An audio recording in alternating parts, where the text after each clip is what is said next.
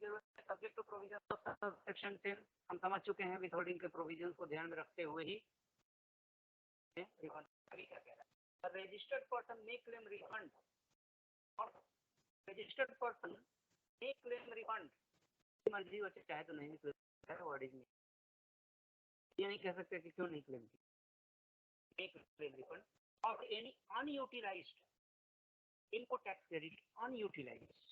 आप देखेंगे कि 89 करोड़ में ये रिफंड दो चीजों की वजह से मिलता है किसी एकोमोडेशन का।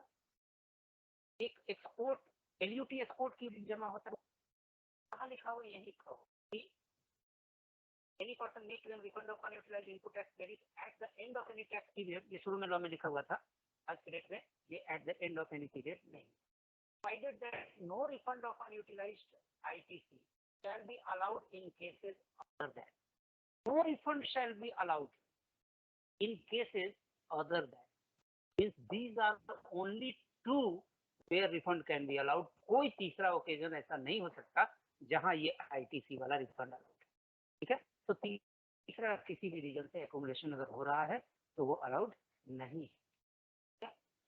कौन से दो reason, zero rated supplies made without payment of tax यानी एन्युटी एक्सपोर्ट, और दूसरा where the credit has accumulated on account of rate of tax on input being higher than the rate of tax on output supplies. Inverted duty structure कहीं word use नहीं, ठीक है। इन दो situation में except supplies of goods और services और both as may be notified. इन ये दूसरी कैटेगरी में भी जो इन्वर्टेड ड्यूटी स्ट्रक्चर जहां है भी वहां भी सरकार ये बता सकती है कि इन चीजों को छोड़ के, सरकार ने वो नोटिफाई किया था इसमें टेक्सटाइल थे और रेलवे के कुछ लोकोमोटिव एक्सेट्रा आइटम थे, रेलवे इंजन लोकोमोटिव, जिसमें से टेक्सटाइल को 2018 वगैरह में अलाउ कर दिया गया कि अब टेक्सटाइल सेक्टर में इन्वर्टेड ड्यूटी स्ट्रक्चर अगर है तो उनको रिफंड मिलेगा। तो जिस डेट से अलाउ हुआ है उस डेट के आगे से मिलेगा, उसके पहले नहीं मिलेगा। लोकोमोटिव वगैरह भी है, वो अपने डे टू डे वर्किंग में नहीं आएगा, इसलिए उसकी चिंता नहीं करनी है। ये नीचे जो बोल्ड दिया हुआ है ये 1 और 2 तो दो सिचुएशन थे जहां ITC का रिफंड हमें देना है। दो है प्रोवाइडेड फर्दर दैट, ये दो रेस्ट्रिक्शंस हैं, अबव टू रेस्ट्रिक्शन। कौन, provided shall be allowed in cases where goods exported out of India are subject to export duty, यानी जहां गुड्स जो है एक्सपोर्ट अगर हो रहे हैं और उस पर अगर एक्सपोर्ट ड्यूटी है तो भले वो गुड्स अंडर बॉन्ड आप एक्सपोर्ट करें, क्योंकि एक्सपोर्ट ड्यूटी है खाली, तो बाकी ड्यूटी का अंडर बॉन्ड प्रॉमिस देके आप कर सकते हैं ना एक्सपोर्ट ड्यूटी है तो भी एक्सपोर्ट ड्यूटी भी हो सकती है, GST duty in addition to GST duty export duty हो सकती है। वो ये कह रहा है कि ये गुड्स ऐसा नहीं होना चाहिए जिसके ऊपर एक्सपोर्ट ड्यूटी कस्टम्स में लगी हो। कस्टम्स में तकरीबन 50-55 के आसपास ऐसे प्रोडक्ट हैं जिनके ऊपर एक्सपोर्ट ड्यूटी लगी है। एक्सपोर्ट ड्यूटी एक्सपोर्ट को डिस्करेज करने के लिए लगाई जाती है। अगर गवर्नमेंट को चाहिए कि कोई पर्टिकुलर सेक्टर का एक्सपोर्ट किसी पर्टिकुलर समय में रोक दिया जाए, ना किया जाए या कम किया जाए, आयरन ओर की इंडिया में ही कमी है और ये बेच दिया जाएगा दूसरे देशों को, तो भारत में क्या रह जाएगा अपने स्टील इंडस्ट्री के लिए। आयरन ओर पे एक्सपोर्ट ड्यूटी लगा दी गई है। तो अगर आयरन ओर किसी ने एक्सपोर्ट किया और अंडर बॉन्ड एक्सपोर्ट किया, एलयूटी में एक्सपोर्ट, और वो ITC का रिफंड फाइल करता है, तो सारे कंडीशंस मीट हो रहे हैं फिर भी उसको रिफंड नहीं दिया जा सकता। तो this is the first restriction. अब ये रेस्ट्रिक्शन की वजह से एक समस्या खड़ी हुई थी, साहब नहीं है ना इधर, उन्होंने ये इशू डिस्कस किया था कमिश्नर ऑफिस में थे, तो एक समस्या खड़ी हुई थी कि ये एक्सपोर्ट ड्यूटी जिस कस्टम्स के शेड्यूल में लगती है वहां लिखा हुआ है कि इन प्रोडक्ट्स पे इस शेड्यूल के हिसाब से एक्सपोर्ट ड्यूटी लगेगी और उस शेड्यूल में इतना परसेंट इतना परसेंट इतना परसेंट के अलावा नील परसेंट भी है, नील भी है, यानी वो शेड्यूल एक्सपोर्ट ड्यूटी का है और उसी शेड्यूल में नील भी है आइटम, इतने परसेंट वाले आइटम, इतने परसेंट वाले आइटम, तो एक ऑब्जेक्शन लग रहा था सैंक्शन करने में कि भाई बाकी सारे आइटम नीचे में लिखा हुआ है कि इन 50 चीजों पे इतना परसेंट से एक्सपोर्ट ड्यूटी लगेगा, remaining all others will attract a export duty at the rate of nil, ये लिखा हुआ है। मतलब नहीं लगेगा, नहीं लगेगा को कहने का ढंग इस तरह से है कि ऑन ऑल अदर आइटम्स कितना परसेंट एक्सपोर्ट ड्यूटी, एनआईएल नील। इसी के बेसिस पे कुछ रिफंड रोक दिए जाते थे कि आईटीसी का रिफंड उन्हीं एक्सपोर्ट को दिया जाता है, उन्हीं एक्सपोर्ट के बेसिस पे दिया जाता है जिन पे एक्सपोर्ट ड्यूटी ना हो। आप पे तो एक्सपोर्ट ड्यूटी है भले नील रेट से है, क्योंकि उस शेड्यूल में तो एनी अदर गुड्स लिखा ही हुआ है। कमाल का इनोवेशन था, लेकिन टेक्निकली सही था, टेक्निकली सही था। ये मुझे याद है कि चर्चा मेरे से हुई थी जब काउंसिल की मीटिंग होनी थी और अपने कमिश्नर साहब को वहां जाना था, और उसी के कुछ दिन बाद ये आया क्लैरिफिकेशन। आई प्रिज्यूम कि उसी के बाद ये आया होगा, बाकायदा क्लैरिफिकेशन सर्कुलर में आया। उसने यही कहा कि एक्सपोर्ट ड्यूटी हो तो आप रिफंड मत दीजिए, लेकिन अगर एक्सपोर्ट ड्यूटी नील रेट पे हो तो इट इज नॉट ए बार, तो रिफंड आप दे, ठीक है। तो आज के डेट में वो हाइपर टेक्निकल होने की जरूरत नहीं है कि वहां शेड्यूल में ये लिखा हुआ है कि ये 50 पे इतना परसेंट एक्सपोर्ट ड्यूटी और रिमेनिंग ऑल अदर पे nil rate of export duty. तो nil rate of export duty is no export duty, ठीक है। अगला, provided also that no refund of ITC shall be allowed if the supplier of goods और service और both avails drawback in respect of central tax in CGST or claims refund of the IGST paid on such supply। ये दो चीज कह रहा है कि एक और बात होनी चाहिए कि उस एक्सपोर्टर ने जिसने एलयूटी एक्सपोर्ट किया है अपने उस गुड्स पे, एक तो वो गुड्स पे एक्सपोर्ट ड्यूटी नहीं होनी चाहिए कोई, और दूसरा उस एक्सपोर्ट पे उसने ड्रॉबैक क्लेम नहीं किया हुआ होना चाहिए। अब ये ड्रॉबैक कस्टम्स में उसी टैक्स को न्यूट्रलाइज करने के लिए दिया जाता है जो कि टैक्स सब स्कीम में माफी दे देने के बाद भी कुछ हिडन एलिमेंट्स बच जाते हैं, वैसे ही कि कुछ मार्केट बॉट आउट आइटम्स इसमें हमने यूज किए हैं, कुछ इलेक्ट्रिसिटी यूज की है, फर्नेस ऑयल यूज किया है, कैप्टिव पावर यूज किया है, वो सारी चीजों का मुझे किसी भी तरह से क्रेडिट वगैरह मिला नहीं है, क्योंकि वो तो घुस गया, इसके कॉस्ट में घुस गया, और इसके कॉस्ट में घुस गया। ऊपर की ड्यूटी का तो मुझे बेनिफिट मिल गया, लेकिन कॉस्ट के अंदर जो कॉस्ट एलिमेंट घुस गए, टैक्स एलिमेंट घुस गए, उसको ड्रॉबैक से वापस करते हैं। एक लम सम, 1 रुपया किसी का रेट है, किसी का 1, और पूरी लिस्ट है, ड्रॉबैक का पूरा शेड्यूल है, जितने एक्सपोर्ट होते हैं कमोडिटी, सब कमोडिटीज का लिस्ट है, उसके सामने शेड्यूल है कि 1.5 रुपया, 1 रुपया, 3 रुपया, कितने का हम रेट रखें।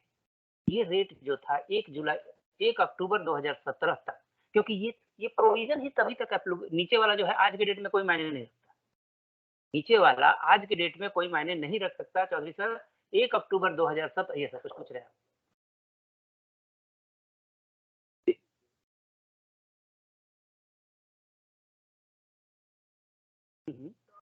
तो रहेगा ना, मैं वही तो कह रहा हूँ कि आज के डेट में जो पोजीशन है, ये 1 अक्टूबर 2017 से पहले जीएसटी आने के बाद जुलाई, अगस्त, सितंबर, अक्टूबर, ये 4 महीने तक सिनेरियो ये था कि पहले वाला ड्रॉबैक रूल, आज के डेट में ड्रॉबैक रूल 17 है, जो कि पहले नहीं था, जीएसटी आने के बाद बना। तो ड्रॉबैक रूल 17 एग्जिस्टेंस में नहीं था, पहले वाला ड्रॉबैक एग्जिस्टेंस था। प्री जीएसटी सिनेरियो में जो ड्रॉबैक शेड्यूल बनाया गया था वो एग्जिस्टेंस में था। प्री जीएसटी सिनेरियो में ड्रॉबैक के हर कमोडिटी के बारे में 2 रेट हुआ करते थे। सेम चीज एक्सपोर्ट हम किया है, ये एक्सपोर्ट किया और शेड्यूल में 2 रेट मिलता था, एक और इंडस्ट्री रेट होता था और एक दूसरा रेट होता था, एक 3.5 रुपए है, एक 1 रुपए, 1 टन के पीछे 1 रुपया, या इतने वैल्यू के एक्सपोर्ट के पीछे, इतना एफओबी एक्सपोर्ट के पीछे 1%, 3.5%। ये 1%, 3.5% के बीच गैप था। ये गैप इसीलिए था कि हायर रेट वाला जो ड्रॉबैक था वो इस प्रोडक्ट पे जो हिडन कस्टम्स ड्यूटी है, क्योंकि ये प्रिज्यूम किया जाता है कि कोई भी आइटम देश भर में, जैसा कि मैंने बताया कि ड्रॉबैक का रेट जो है एस्टिमेटेड रेट होता है, एस्टिमेशन होता है, वो साइंटिफिक उसका फॉर्मूला है, जो कि पूरे इंडिया में ये प्रोडक्ट बनाने के लिए वहाँ क्या इनपुट लगता है, वहाँ क्या इनपुट लगता है, वहाँ किस प्रोपोर्शन में लगता है, वहाँ किस प्रोपोर्शन में लगता है, सब R&D करके तय किया जाता है। उसमें प्रिज्यूम कर लिया जाता है कि ये मार्केट से जो पेन मैंने खरीदा, इसमें कुछ तो एलिमेंट चाहे प्लास्टिक पे या प्लास्टिक बनाने वाले केमिकल पे या वो केमिकल बनाने वाले केमिकल पे कहीं ना कहीं तो कुछ टैक्स एलिमेंट है जो रिबेटेड नहीं हुआ है, जिसका रिलीफ किसी भी तरीके से नहीं दिया गया है, वो कॉस्ट के अंदर घुसा हुआ है, वो पहचाना नहीं जा सकता है, लेकिन लम सम उसके लिए हम एक रेट तय कर सकते हैं। और लम सम रेट अगर तय किया गया customs duty plus central excise duty, मैं फ्री जीएसटी के जिनकी बात कर रहा हूँ, कस्टम्स ड्यूटी भी यानी कुछ इंपोर्टेड कंटेंट्स इसमें मान लिए गए हैं कि हैं, और कुछ indigenous contents petroleum diesel etcetera वाले एलिमेंट भी इसमें लगे हैं, और ये दोनों की वजह से यानी इसमें hidden tax element of customs duty BCD ही, क्योंकि बाकी सीबीडी वगैरह का तो क्रेडिट मिल जाता था, बीसीडी का क्रेडिट नहीं मिलता है, इसलिए बीसीडी तो हर हाल में कॉस्ट में घुसा ही रहता है।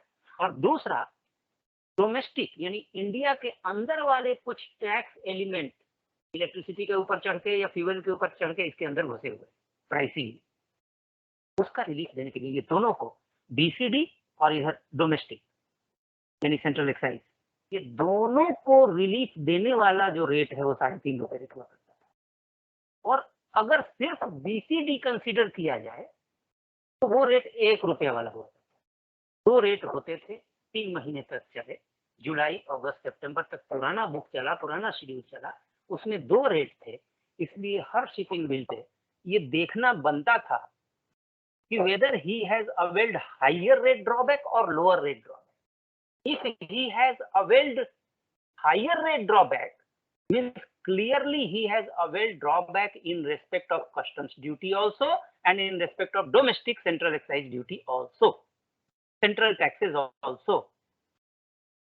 लेकिन 1 अक्टूबर 2017 के बाद से ड्रॉबैक रूल्स 17 बना दिया गया, और इसमें एक ही रेट है, सिंगल रेट है, हायर वाला है ही नहीं, ये 1 रुपए वाला ही कंटिन्यू किया, 1 रुपया 18 जो भी है कंटिन्यू किया गया है, और ये स्पेसिफाई किया गया है कि हायर वाला नहीं है, means this rate is providing relief only and only in respect of hidden element of BCD, basic customs duty, and not the CGST and not the VAT etc।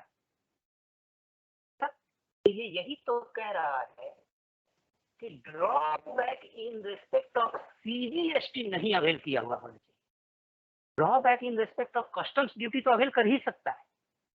इसीलिए क्लैरिफिकेशन आया कि अगर उसने उस एक्सपोर्ट पे लोअर रेट वाला drawback claim किया है, मीन्स खाली कस्टम्स ड्यूटी का वो ड्रॉबैक है, इसीलिए लोअर रेट का, तो फिर रिफंड मत रोकिए, रिफंड उसका अलाउ कीजिए, क्योंकि लोअर रेट अपने आप में बता रहा है कि he has claim drawback only of the BCD, basic customs duty, and not the domestic central duty. ठीक है, ये क्लैरिफिकेशन आया। तो पहले वाला जो रिफंड प्रोसेस करना था उसमें थोड़ा मैग्नीफाइंग ग्लास लगा के इस चीज को देखना था। अभी जो रिफंड क्लेम आ रहे हैं, अभी उसमें जो भी ड्रॉबैक क्लेम है वो एक ही रेट प्रिस्क्राइब है शेड्यूल के रेट में, तो हायर रेट क्लेम कहाँ से करते हैं? अभी ये सेकंड वाला रिस्ट्रिक्शन एक तरह से इररिलेवेंट हो गया। क्लियर हुआ? ये चीज में भी है, यहाँ पे स्क्रीन में जो नीचे लिखा है, लेकिन अगेन वही है कि स्टैट्यूट की तरफ आपको ध्यान देना। आगे क्या कह रहा है? हो गया चीजों पे कह रहा है, refund of ITC refund limitation period ये प्रोसीजरल है, आने की जरूरत नहीं, वैलिडेट कंसर्न।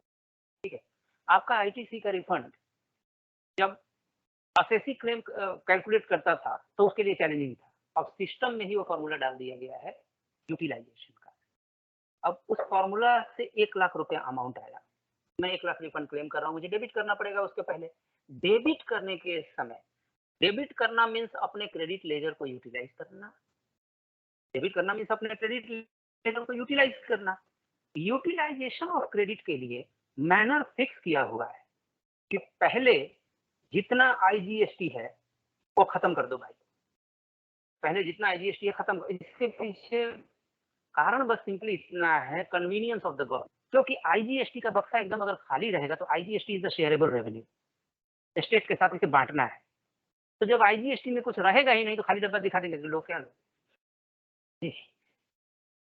यानी आईजीएसटी में कम अमाउंट रहे तो फंड ट्रांसफर वाली फॉर्मेलिटी से बच जाता है। इसीलिए नियम में ही डाल दिया गया कि तीनों पैसा आप ही का है, लेकिन आप पहले इस जेब से निकालो भाई, इस जेब को पहले खाली करो, आईजीएसटी से पहले डेबिट करो, जितना आईजीएसटी है खत्म कर दो।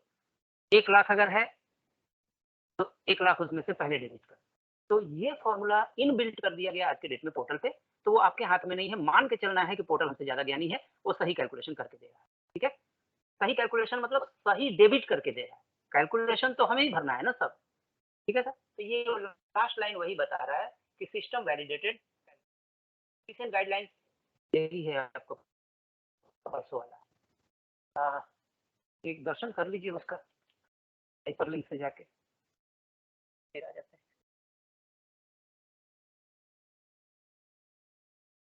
कंट्रोल तो सुबह से कर रहा हूँ, क्या करते हैं देखिए, मेरे लैपटॉप में हो जाता है फटाक से। चलिए हाइपरलिंक वाला खोलिए।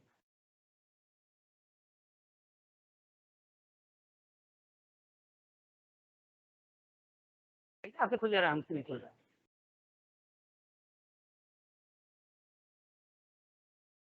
सर ये आया है, पहले 14 को आया है, मुझे 15 को शाम को मिला और इसने मेरा टास्क बढ़ा दिया पढ़ के उसमें ये चीज डालने के लिए। चलिए सर देखिए, इसमें यही उसने ऑब्जर्व किया है कि भाई ऐसा देखा गया है कि गलतियां हो रही है। पोलाइट लैंग्वेज में उसने यही कहा कि आप नॉन स्पीकिंग ऑर्डर पास कर रहे हैं, कोई कुछ और वेरीफाई कर रहा है, कोई कुछ और वेरीफाई कर रहा है, यानी इन शॉर्ट वो भी मान रहा है कि खाता ना बही, और उसी चीज को कह रहा है for uniformity of practice in India. ये आपकी क्रिएटिविटी है? अच्छा मेरा खेल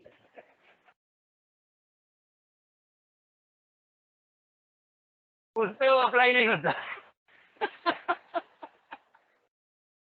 जी,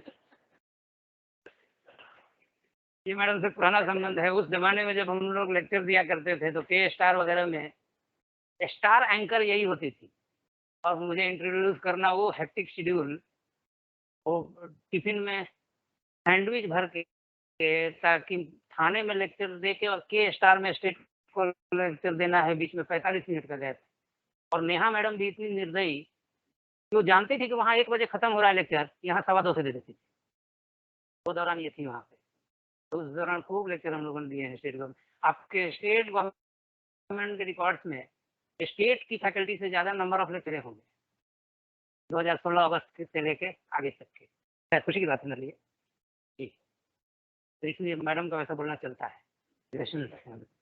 ठीक, जी, तो इसमें सर यही कर रहा है, और इसको रेड मैंने किया है सिर्फ अपने पढ़ के और उसका कंटेंट पीपीटी में डालने की। ये ताज़ा है, और ये आप लोगों को चेक लिस्ट दे रहा है, एक तरह से गाइडलाइंस के नाम से ये चेकलिस्ट दे रहा है। और चेकलिस्ट भी 3 सेगमेंट में दिया है। देखिए ऊपर वाला दे रहा है सैंक्शन ऑफ रिफंड, जनरल हर तरह के रिफंड को सैंक्शन करने के लिए क्या क्या आपको ध्यान में रखना है वो ये दे रहा है। आगे अगर देखें तो आईटीसी रिफंड के लिए अलग भी दे रहा है, details of all category refund. All category refund में ये आपको ध्यान में रखना है। प्लस अच्छा, ये चेकलिस्ट कहाँ से उसने बनाया है? जो ये प्रोविजंस है कि आईटीसी रिफंड के लिए कैपिटल गुड्स का क्रेडिट नेट आईटीसी में नहीं रहता है, ब्लॉक्ड क्रेडिट जो इनएलिजिबल क्रेडिट है इसमें नहीं रहता है। ठीक है, अगर रिटर्न सारे नहीं फाइल हुए हैं तो इसका रिफंड नहीं देना है। ये सारे चीजों को गाइडलाइंस बोल के एक चेकलिस्ट इसमें दे दिया है कि has it been verified, blocked credit, has the blocked credit been verified. अरे जब तो ये आएगी कि लिख तो दिया कि हैज इट बीन वेरीफाइड, मतलब मुझे हाँ और ना के बीच में झूला के छोड़ दिया उसने।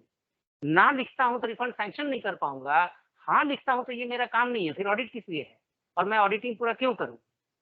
तो ये आने वाले समय में दिक्कत होने वाली है इससे, लेकिन ठीक है, इसमें से जो पोर्शन डिस्प्यूटेड है वो छोड़ दीजिए। टू द एक्सटेंट पॉसिबल कम से कम ये कह रहा है तो क्या बुरा कह रहा है कि आपका ऑर्डर को रीजनिंग बनाए, रीजन बनाए। रीजन बनाने के लिए वो फ्रेमवर्क भी दे रहा है। ये स्टार्ट कीजिए फैक्ट से, उसके बाद कौन से प्रोविजन में कॉन्ट्रावेंशन है वो लिखिए, उसके बाद वो प्रोविजन जिसको कंट्रावेन किया गया है वो क्या कह रहा है प्रोविजन वो लिखिए।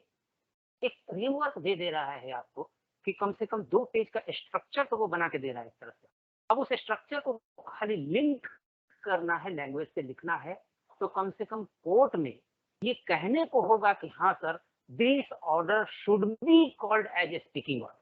क्योंकि आज के डेट में जो पास हो रहा है वो क्लियरली ये टेस्ट फेल होता हुआ दिख रहा है, वो स्पीकिंग ऑर्डर। हम जो भी अपील करते हैं उसमें एक प्ली तो स्टैंडर्ड लिखते हैं कि दिस इज नॉन स्पीकिंग। तो ये एक स्थिति ऐसी है जिसे सुधारना है, और ये सर्कुलर कह रहा है, कह ही नहीं रहा है, उसका साधन भी आपको दे रहा है। ठीक है, तो ये जनरल डिफरेंस के लिए कहा गया। पोस्ट ऑडिट एंड रिव्यू, इसमें एक चीज पर और एम्फसाइज कर रहा है वो कि प्री जीएसटी रेजिम में वो ये कह रहा है कि प्री ऑडिट भी होता था, रिफंड अगर होते थे तो बड़ा अमाउंट 5 लाख से ऊपर का होता था तो प्री ऑडिट हुआ करता था, यानी सैंक्शन करने से पहले प्री ऑडिट सेक्शन में उसकी ऑडिटिंग हो जाती थी। और 5 लाख से नीचे के जितने होते थे वो सैंक्शन होने के बाद एक बार ऑडिटेड होते थे, पोस्ट ऑडिट। तो ये कह रहा है कि जीएसटी में प्री ऑडिट पोस्ट ऑडिट नहीं है statutorily, however it is advisable to have the post audit and pre audit. और वो ये कह रहा है कि 1 लाख या 10 लाख तो सीलिंग दे रहा है, तो उसके मतलब लिखा है ना सर, तो 5 लाख पहले था, 1 लाख से ऊपर के सारे प्री ऑडिट होंगे। नॉट पॉसिबल, मैं वही कह रहा हूँ कि हाउ एवर बोल के और प्री जीएसटी वाले टास्क को भी और एग्रीवेट कर दिया कि पहले तो 5 लाख से ऊपर का प्री ऑडिट करते थे, अब लाख से ऊपर का प्री ऑडिट। तो कौन सा क्लेम होगा जो 1 लाख से कम का होगा सर? 1 लाख से कम का कौन सा क्लेम? तो यही सब ये इम्प्रैक्टिकल है, ये बैक डोर से टास्क लादने वाला। वहां जो बैठे हैं केबिन में वो प्रैक्टिकली फिजिबल नहीं बनाते हैं और वो झूलता रहता है। अब ये देखिएगा जब ये आएगा, अगर इसको इस सर्कुलर को स्ट्रिक्टली एनफोर्स करें अगर आपके ज्वाइंट कमिश्नर, तो आपका काम करना मुश्किल हो जाए। नहीं करें तो बात ठीक है, नहीं करें तो बात ठीक है। जैसे आज के डेट में 86 डी रूल है ना सर, जो ये कहता है कि आप 99% ही क्रेडिट लेजर यूज कर सकते हैं, 1% हमेशा आपको कैश में भरना है। कौन भर रहा है? जिसके पास क्रेडिट है वो 100% डेबिट कर रहा है, तो ना वो मान रहा है ना आप देख रहे हैं। तो बात वही है कि when laws break people, people break law. हाँ, तो वो यही कह रहा है कि वो प्रैक्टिस आप बनाए रखिए, वापस लीजिए, और उसमें बड़ी बड़ी बातें कह रहा है कि इलेक्ट्रॉनिक माहौल बनाइए कि यहाँ से रिव्यू सेक्शन में 5 ऑफिसर हों, वो बटन दबाएं वो चला जाए रिव्यू सेक्शन में। कहने को ठीक है, खुशनुमा जिंदगी उस पार नजर आती है। पोस्ट ऑडिट के बारे में वो कह रहा है, पोस्ट ऑडिट रखिए, और यहाँ वो आपके लिए चेक लिस्ट दे रहा है, और चेक लिस्ट में details of category of refund claim. Check list में वही जो रिफंड क्लेम के नियम है कि चेक किया क्या आपने कि इस पे एक्सपोर्ट ड्यूटी नहीं है, चेक किया क्या आपने कि ड्रॉबैक उसने हाइयर वैल्यू वाला हाइयर रेट वाला ड्रॉबैक नहीं क्लेम किया है, चेक किया क्या आपने कि अगर ये आईटीसी का रिफंड है तो जो नेट आईटीसी का फिगर उसने लिया है उसमें कैपिटल गुड्स वाला भी तो घुसा नहीं दिया है, चेक किया क्या आपने।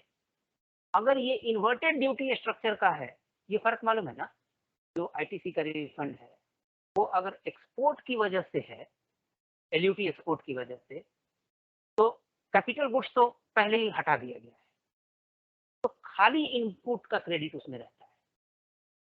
ठीक है, खाली input and input services export वाले में। और अगर उल्टा ड्यूटी स्ट्रक्चर वाला है क्लेम तो उसमें खाली इनपुट रहता है, सर्विस भी नहीं। और ये चीज डिस्प्यूटेड थी, बीकेसी फुटवेयर ने कहा था कि ये गलत है, मद्रास हाई कोर्ट ने बीएलसी टॉलस्टॉय वाला जजमेंट में कहा था कि ये सही है, और फाइनली सुप्रीम कोर्ट ने कह दिया कि भाई ये सही है। अब विवाद खत्म हो गया, वो इंटेलेक्चुअल जिम्नास्टिक था पिछले 2 सालों का। आज की डेट में आप बिंदास काम कीजिए, यानी कैपिटल गुड्स दोनों में से ही माइनस रखिए, फॉर्मूला में कैपिटल गुड्स कहीं नहीं आएगा नेट आईटीसी में, सर्विस आएगा खाली ये एक्सपोर्ट वाले में, आईडीएस वाले में खाली इनपुट। ठीक है,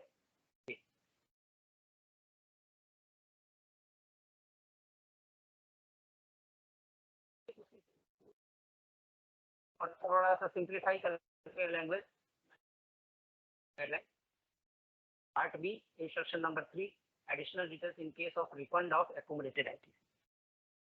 एक्यूमुलेटेड आईटीसी के ही रिफंड के बारे में ये चेकलिस्ट दे रहा है, देखिए whether the refund amount claimed has been debited, बिना डेबिट के आपका पोर्टल अलाउ करेगा क्या फाइल करने के लिए?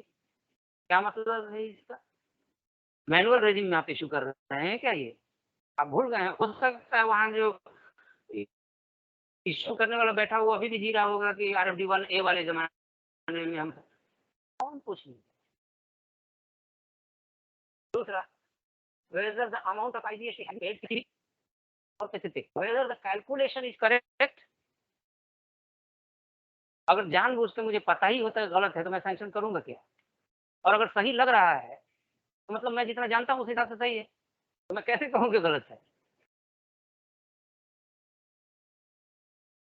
Calculation of net ITC, whether the verification of admissibility of ITC as per provisions of GST law यानी सेक्शन 17(5) क्या क्या एडमिसिबिलिटी की जब बात कर दी उसने और as per provision of GST law कह दिया, पूरा पहाड़ दे दिया, संजीवनी ढूंढते रखिए उसमें से 17(5) उठाइए, उसके ए से लेके आई तक चेक कर लीजिए, रूल 86A उठाइए, 96B उठाइए, उठाते रहिए जितने, 36(4) उठाइए, 36(4) उठाइए, सेक्शन 16(4) उठाइए, सेक्शन 88A उठाइए, सॉरी रूल 88A उठाइए, उठाते रहिए, कितने सारे रेस्ट्रिक्शन है वो सब चेक किया क्या आपने?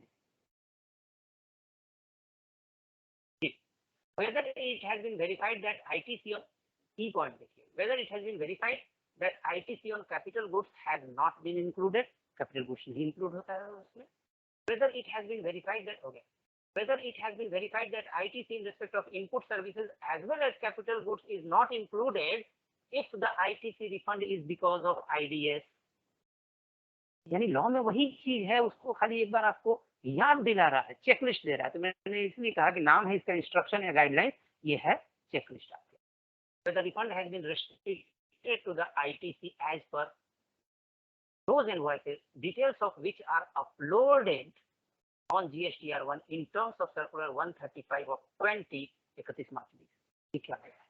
इस सर्कुलर ने, इससे पहले ये जो 125 मास्टर सर्कुलर है वो ये कह रहा है कि आईटीसी आपको चेक करना है in terms of 36(4) rule 36 rule या सेक्शन सेक्शन 36(4) यानी वो 20% 10% वाला कि जितना 2A में दिख रहा है, 2A में 1 लाख दिख रहा है और आपके पास इनवॉइसेस अगर 1.5 लाख के हैं तो आप खाली 1,20,000 ले सकते हैं, यानी 20% over and above what is reflecting in 2A। बाद में उस 20% को 10% किया, बाद में उस 10% को 5% किया और बाद में इस सर्कुलर ने नील कर दिया कि नथिंग डूइंग, जितना 2A में दिख रहा है उतना ही क्रेडिट ले सकते हो। तो ये तो स्टेप बाय स्टेप बढ़ेंगे ना, जितना ये सर्कुलर यही कह रहा है कि वो 20%, 10%, 5% भूल जाइए जो मास्टर सर्कुलर दे रहा था। मैं कह रहा हूं कि अब एक भी रुपया 2A से ज्यादा क्रेडिट आप नहीं ले सकते। चलिए, उसके बाद उसने ट्रेड ने पूछना शुरू किया कि 2A मतलब कितने बजे का 2A, किस तारीख के कितने बजे का 2A, क्योंकि मैं यहाँ वेरीफाई कर रहा हूँ 12 बजे तो मेरा क्रेडिट 10 लाख दिख रहा है और जब तक बॉस को दिखाने ले जा रहा हूँ तब तक 10,45,000 दिखने लग रहा है, क्योंकि इस बीच में किसी ने अपलोड कर दिया। यानी ये डायनामिक डॉक्यूमेंट था। ट्रेड के पूछने पे फिर सरकार हरकत में आई, उसने कहा कि अच्छा ठीक है, 2A से तुमको प्रॉब्लम हो रहा है ना, तो 2A रनिंग वीडियो है उसका स्टिल फोटोग्राफी ले लो 2B, पर्टिकुलर डेट पे जो 2A का पोजीशन है उसी को फ्रीज कर लिया गया, अलग निकाल दिया गया कि अब इसी को बेसिस बनाओ, यही तुम्हारे बॉस को दिखाओ, ये दिनों दिन चेंज नहीं होगा। और इसके बाद जो उन लोगों ने अपडेट किया, जो कि जिससे चेंज हो रहा था, बढ़ रहा था, वो भूल जाओ, 1 महीना बाद वो क्रेडिट लेना, क्योंकि ये 2B जनरेट हो चुका है। तो 2B जनरेशन का जो 13 तारीख 14 तारीख जो डेट है, उसके बाद का सारे अपलोड जो है अगर आ भी रहा है यहाँ, तो आप नहीं ले सकते उसका क्रेडिट उस महीने में, क्योंकि वो अगले महीने में जाएगा। तो 2B के हिसाब से ले लो। 2B को थोड़ा सा 2B तो किया सर, और आगे किया एक स्टेप। 2B को थोड़ा सा और स्मार्टर बना दिया, स्मार्ट बना दिया 2B को। किसी मामले में स्मार्ट बना दिया, उसमें 2 सेगमेंट उसने बनाया, एडमिसिबल क्रेडिट, इनएडमिसिबल क्रेडिट। अब देखिए, आप चेक कीजिए ना कीजिए, वो चेक करेगा। वो कुछ इनएडमिसिबल क्रेडिट चेक कर रहा है। कैसे चेक कर रहा है? अगर रिलायंस का सीईओ जाके ताज होटल दिल्ली में रह रहा है और ताज होटल में उसने कॉन्शियसली अपना जीएसटीआईएन नंबर दिया मुंबई का, रिलायंस का, इस पे बिल बनाओ, आईजीएसटी बनाओ। एक तो ताज होटल वाला जानता है कि उसे C+S ही बिल बनाना है, क्योंकि प्लेस ऑफ सप्लाई वही है। अगर स्मार्टली किसी ने एकोमोडेशन सर्विसेज का बिल आईजीएसटी बनवा भी लिया दूसरे स्टेट के 3 नंबर पे, तो कुछ लोग क्रेडिट ले लेते थे, कुछ लोग दोनों का ले लेते थे, आईजीएसटी पूरा 18 रुपए का। कुछ ताज होटल ने कहा कि नहीं नहीं सर, मुझे लॉ मालूम है, मैं C+S दूंगा, यानी 9000 प्लस 9000 का ही बिल दूंगा, दिल्ली वाला, आप लेके बिल जाओ। वो बिल लेके आके, वो है दिल्ली का C+S, और मुंबई में आके कुछ लोग उसमें से सी वाला एलिमेंट ले लेते थे क्रेडिट अपने बुक में, क्योंकि पोर्टल के अलावा बुक से मैक्सिमम लोग बुक से क्रेडिट ले रहे हैं। बुक को अपने 2B के हिसाब से मैच करा लेने की जहमत वो कर लेते हैं, otherwise they are relying on their books of account आज भी। तो वो सी वाला एलिमेंट का क्रेडिट ले लेते थे स्मार्ट बन के। वो ये बोलते थे कि स्टेट स्पेसिफिक तो एसजीएसटी एक्ट है ना, सीजीएसटी एक्ट तो पूरा ऑल इंडिया के लिए है, तो वो 9 रुपया भले दिल्ली का एसजीएसटी हो, ये 9 रुपया तो सीजीएसटी का है, सीजीएसटी ऑल इंडिया है, तो क्रेडिट ले लेते थे।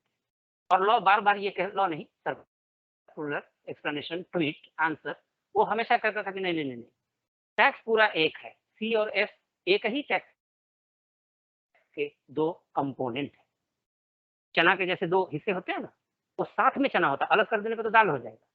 तो सी और एस दोनों मिला के जीएसटी नाम का टैक्स है। एडमिसिबल है तो पूरा जीएसटी एडमिसिबल है, इनएडमिसिबल है तो दोनों कंपोनेंट इनएडमिसिबल। अब क्रेडिट नहीं ले सकते, सुनते नहीं थे ट्रेड, सब लोग ले लेते थे। 2B को थोड़ा सा स्मार्ट बना दिया गया है सर। अब 2B खुद वैसा क्रेडिट, वो होटल वाला क्रेडिट रोक देगा। सोचेंगे कैसे उतना इंटेलिजेंट हो गया वो, कैसे काम कर रहा है सर, कैसे पहचान रहा है? हम छोड़ दे रहे हैं, वो पहचान लेता है। हाँ सर, 3 नंबर, 3 नंबर तो मेरा डालेगा ना। हाँ, सप्लायर में तो वो अपना 3 नंबर डालेगा ही, नॉर्मल सप्लाई में भी।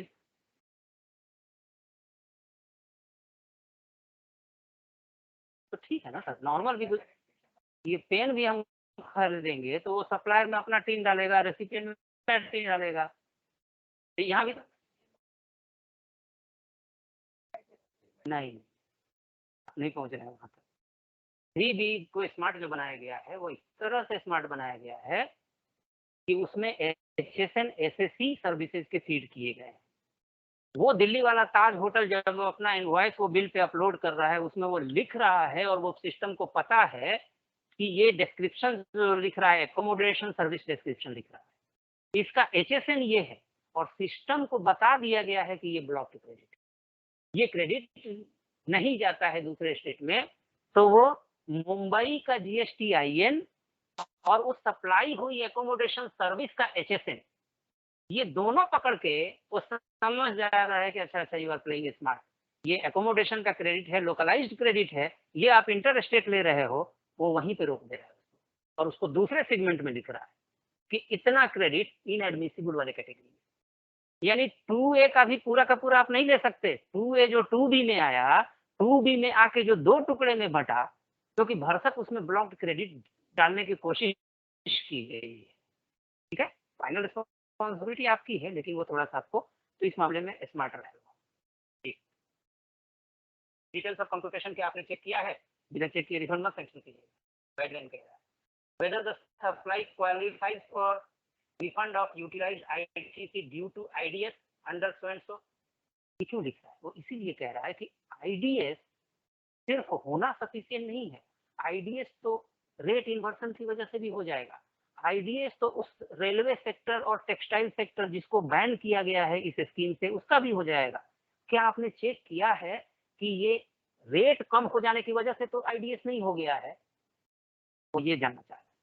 आगे वेदर डॉक्यूमेंट्स, ये क्या है? Zero rated DTA to export of services, whether the claimant has furnished the DRC FIRC, whether the details of shipping bill. हाँ, वो ये कह रहा है कि क्या आइस गेट पे जाके शिपिंग बिल आपने रिट्रीव किया, उसका ईजीएम स्टेटस वगैरह देखा या नहीं देखा। आगे वो ये कह रहा है कि एक्सपोर्ट ऑफ सर्विसेज के मामले में क्या एफआईआरसी पेमेंट का प्रूफ उसने दिखाया। पेमेंट का प्रूफ अक्सर ट्रेड में वो एडजस्टमेंट से होता है, बुक एडजस्टमेंट से होता है। लेनी देनी चालू रहती है, 10 लाख रुपए उसे मुझे देना है तो 2 लाख मुझे भी उसको देना बनता है। वो दोनों नेट ऑफ करके 8 मुझे देगा और आप कहेंगे कि ये तो 10 लाख का एक्सपोर्ट था, 8 ही आया, लेस सेल्स प्रोसीड कम आए हैं। तो बुक एडजस्टमेंट से पेमेंट अलाउड है। Payment through book adjustment is a valid mode and permissible mode. तो वो चेक करने का मतलब यही आपको देखना है कि 8 आया तो दिखाओ कि 10 माइनस क्या किया गया है, ताकि पता चले कि टोटल 10 ही आया है जो डिडक्ट किया गया। Whether document zero rated supply. हाँ, अगला ये कह रहा है कि zero rated supply to DT और SEZ, whether the said supply is meant for authorised operation. क्या चप्पल, चाय और छाता तो नहीं गया है वहाँ एसीजेड में? ये चेक कीजिए। ऑथराइज्ड ऑपरेशन कैसे चेक करेंगे? आगे वो बता भी रहा है, LOA letter of authorisation, on the basis of letter of authorisation के बेसिस पे, यानी अब आप ये सर्कुलर के बेसिस पे मांगिए क्लेम के साथ कि अगर एसीजेड को सप्लाई है तो भाई मुझे एलओए की कॉपी लाके दो, या आप कहिए कि स्पेसिफाइड ऑफिसर से सर्टिफाई करा के दो, जो कि वो नहीं देगा। क्यों देगा? कि उसके भी देने के लिए अथॉरिटी चाहिए ना। एट द मोस्ट एलओए की कॉपी लाके आपको दे देगा, उसमें वो दिखा देगा। पानी थोड़ा पी लेते हैं, थोड़ी देर और जगह रहिए।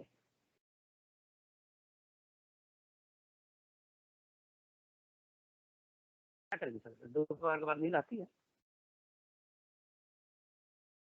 एक ही नहीं तो 4 लोग मुझे एंजॉय करते हुए दिख रहे हैं। और अगेन वही है, मुझे आपके एंजॉय करने पे आपत्ति नहीं है, आपत्ति है कि अकेले की है। तो ये तो बता ना, ये टीटीए से एसीजेड में ऑथराइज्ड ऑपरेशन आपको चेक करना है। एलओए के बेसिस पे लेटर ऑफ ऑथराइजेशन हर एसीजेड का होता है, वो वहां से चेक कीजिए। अब ये सब पे रिफंड रुकेंगे, रिफंड रुकेंगे, क्योंकि ये बेचारा सप्लायर छोटा सा सिन्हा एंटरप्राइजेस बेलापुर, वो सीध अंधेरी, मैं उससे कहूंगा कि मुझे अपना एलओई दीजिए, एलओई दीजिए, वो कहेगा भक्त। और मेरे को कोकण भवन घुसने नहीं देगा। एलओई मांगा तेरे को 3 बार, रिफंड तुम्हारा सैंक्शन रुके, रिफंड अटके। इससे गवर्नमेंट को कुछ फैसिलिटेट करना चाहिए, इस तरह से फैसिलिटेट करना चाहिए कि जिसको जिसको एलओए दिया जा रहा है वो कोई कॉन्फिडेंशियल डॉक्यूमेंट तो है नहीं, let it be available on the particular reservoir of data, वहां से वेरीफाई कर लो। ऑफिसर जैसे आइस गेट से वेरीफाई कर रहा है। प्लस एक चीज तो है, ऑथोराइज्ड ऑपरेशन एसीजेड को ये सप्लाई जा रही है, ये चीज डेटा बैंक है, वो इसमें लिख रहा है कि क्या आपने डेटा से कहीं कहीं देखा? मैंने, हाँ, ये उसी में कह रहा है has been cross-checked further whether the details of supply by the applicant to the SEZ have been cross-checked for the SEZ online portal। ये रेसिप्ट जो है, जो वहाँ स्पेसिफाइड ऑफिसर रेसिप्ट रिसीव कर रहा है मटेरियल, आज के डेट में ऑनलाइन पोर्टल पे उसको डाला जा रहा है, वो पोर्टल से करती हैं। अब यहाँ भी एक केस में मुझे दिक्कत आई थी, ऑफिसर ये कह रहा था, ये सर्कुलर नहीं आया था उसमें, तो उस समय ये लिखा हुआ था कि मैं सप्लायर प्रोड्यूस करूंगा evidence that the goods have been add in full in the SEZ. Law यही कह रहा है, आज भी लिखित लॉ जो है अपना, वो यही कह रहा है कि आपको प्रूव करना पड़ेगा, ये एक प्रूफ ला के देना पड़ेगा, जो वहां का स्पेसिफाइड ऑफिसर जो अप्रेजर के रैंक का होता है, वो ठप्पा लगा के लिख के दे कि goods admitted in full for authorised operation, services received in full for authorized operation।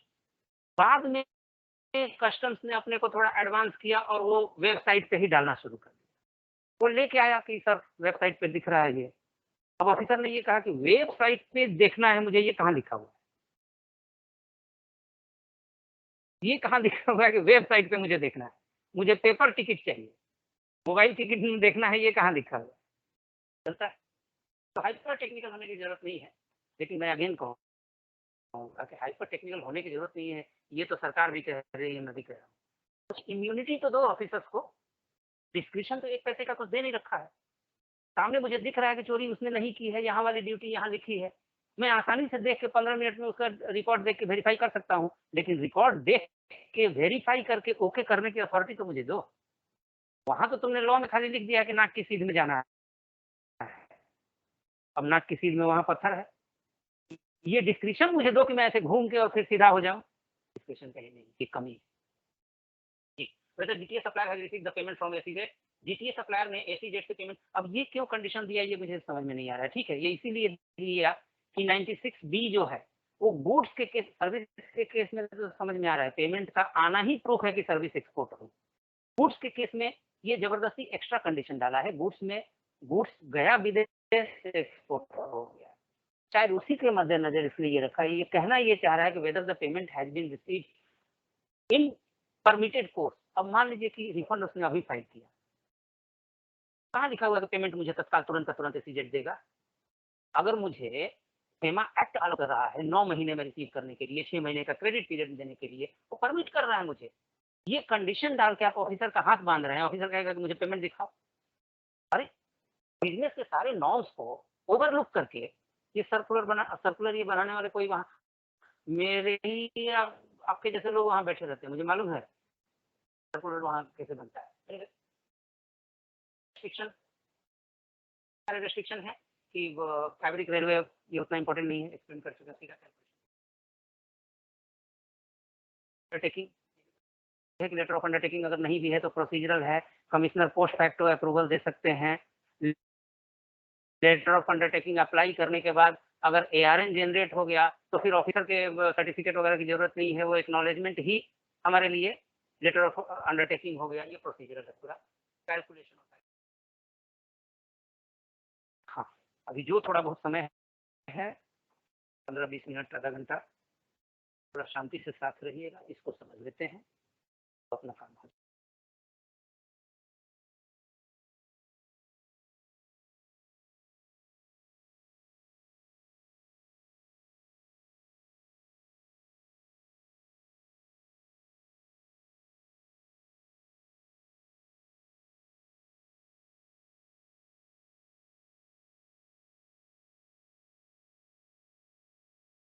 तो पासवर्ड डाल,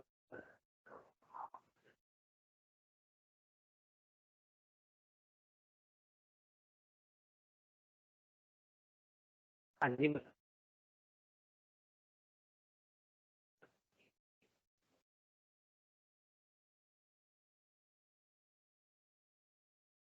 यही है वैल्यू वर्सेस इसको भी वैल्यू बढ़िया पॉइंट है मैडम का। ये दिल मांगे मोर, ये दिल भी मांगे मोर टाइम, अच्छी बात है, बढ़िया क्वेरी है।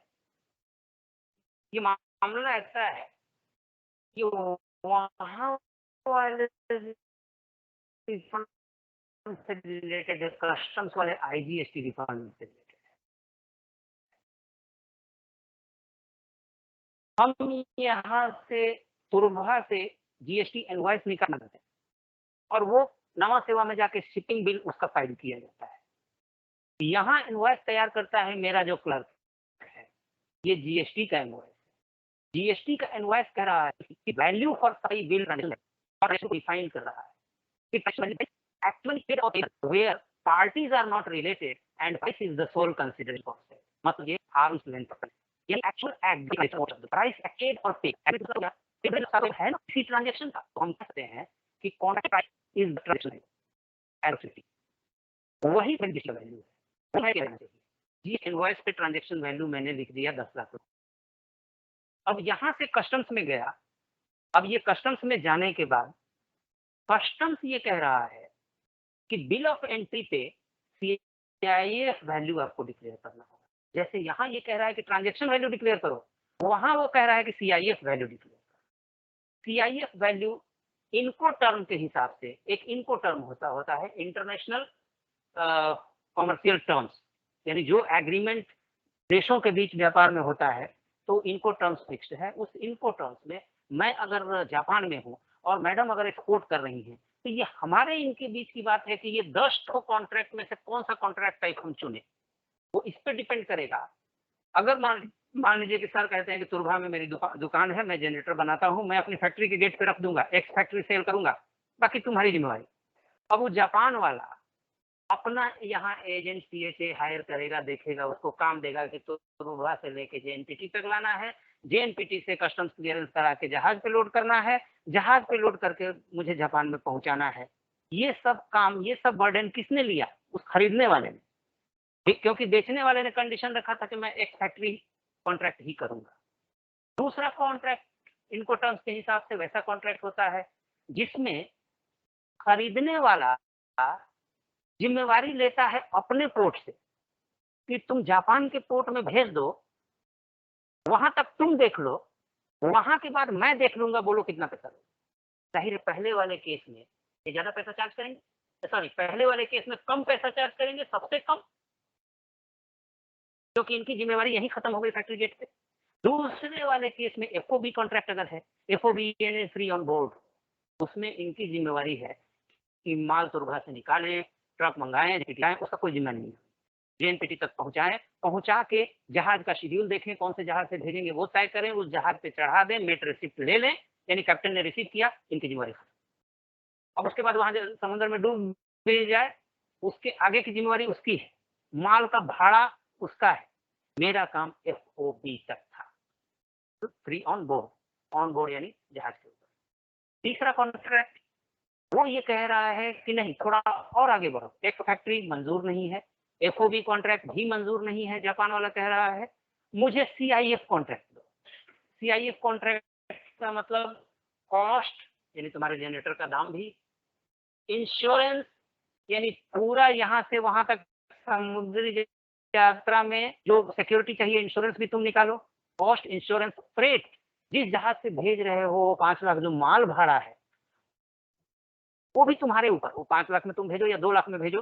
और यही होता है मोस्टली इंटरनेशनल ट्रेड में सीआईएफ वैल्यू कॉन्ट्रैक्ट ज्यादा पसंद किया जाता है। रीजन यही है कि जापान वाला जो है वो यही चाहेगा, या आप ही मान लीजिए कि जापान से मंगा रही है तो आप यही चाहेंगी, आप कभी नहीं चाहेंगे कि मैं जापान में उसके दरवाजे से उठाऊं, आदमी नहीं है आपके पास, तो अक्सर आप सीआईएफ चाहेंगी कि वहां से तुम मेरे जेएनपीटी तक पहुंचा दो, मेरे जेएनपीटी तक पहुंचा दो मतलब माल भाड़ा भी तुम्हारा, वहां के पोर्ट पर लोडिंग भी तुम्हारी, वहां तुम्हारी फैक्ट्री से जापान के पोर्ट तक लाने का ट्रांसपोर्टेशन खर्चा भी तुम्हारा, तो cost of the goods, insurance for the transit and freight यानी transportation charges for the ship, ये तीनों मिला के लम सम प्राइस बोलो, हम यही कहेंगे ना उसको, लम सम प्राइस बोलो।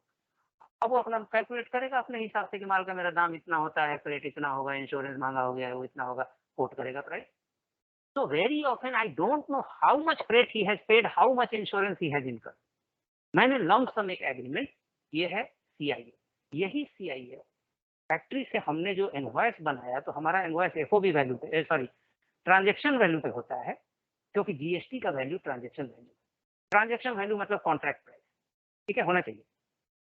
अब शिपिंग बिल कह रहा है, यानी जीएसटी कह रहा है कि इनवॉइस पे ट्रांजैक्शन वैल्यू लिखो, शिपिंग बिल कह रहा है कि इनवॉइस पे सीआईएफ वैल्यू लिखो, ठीक है। अब यहाँ पे ट्रेड का कहना गलत है, मेरा मानना है सरकार का क्लैरिफिकेशन सही है। ट्रेड प्रैक्टिस पे जा रहा है, जो अभी तक चोरी करता रहा है ट्रेड उस पे जा रहा है एक, और सरकार क्या कह रही है, यानी ऑफिसर्स का भी वर्तन यही होना चाहिए, और ये बड़ा बम फूटने वाला है आने वाले नियर फ्यूचर में, ये बड़ा बम फूटने वाला है। तो सरकार का क्या कहना है कि भाई कोई कंफ्यूजन होना ही, अभी हो क्या रहा है कि जीएसटी इसका बना है, मान लीजिए कि हायर वैल्यू पे, इसमें सीआईएफ वैल्यू पकड़ा अगर, क्योंकि सीआईएफ वैल्यू भी ट्रांजैक्शन वैल्यू होगा ना मैडम, जीएसटी का value what ever is agreed, price actually paid और पेएबल, सीआईएफ कॉन्ट्रैक्ट हुआ है तो लमसम वो मुझे पे करेगा ना भाई, लमसम 25 लाख में सौदा तय हुआ है माल वहां भेजने का, तो हमारे इनवॉइस पे अब मैं सही बंदा हूँ तो मैं 25 लाख लिखूंगा, जिसमें CIF कॉन्ट्रैक्ट सब है, क्योंकि मैं माल भाड़ा एक्सेट्रा भी ले रहा हूँ। तो सेक्शन 15(1) B या C के हिसाब से all incidental and ancillary charges are part of the value of supply. तो माल भाड़ा भी, इंश्योरेंस भी जब लमसम प्राइस है तो इंक्लूड होना चाहिए और पूरे पे टैक्स भरना चाहिए। वही वैल्यू हमें यहाँ लिखना चाहिए, 25 लाख रुपया, उस पर GST भरना चाहिए। और वही CIF यहाँ शिपिंग बिल पे भी होगा, क्योंकि शिपिंग बिल का लॉ कह रहा है कि CIF वैल्यू लिखो भाई। तो अगर मैं सही रूप से जाऊं तो कोई दिक्कत नहीं है। GST का ट्रांजैक्शन वैल्यू भी टोटल वैल्यू का ही नाम है और CIF वैल्यू भी टोटल वैल्यू का ही नाम है। तो कायदे से आइडियली जो इनवॉइस पे मेरे वैल्यू होना चाहिए 25 lakh, if I am writing the right value there, then that value will be matching with this CIF value. लेकिन आज के डेट में होता क्या है कि अगर यहाँ मान लीजिए कि CIF वैल्यू यहाँ पे ये इनवॉइस जो है वो लोअर वैल्यू पे बनाया गया, FOB वैल्यू पे बनाया गया, और वसूल कर रहे हैं वास्तव में CIF वैल्यू। चलिए FOB कॉन्ट्रैक्ट ही है, FOB ही कॉन्ट्रैक्ट है। FOB कॉन्ट्रैक्ट का मतलब मेरे नवा सेवा पे पानी के जहाज पर लोड करने देना, ये है 10 लाख रुपया, और माल भाड़ा है 3 लाख रुपया, इंश्योरेंस है 1 लाख रुपया,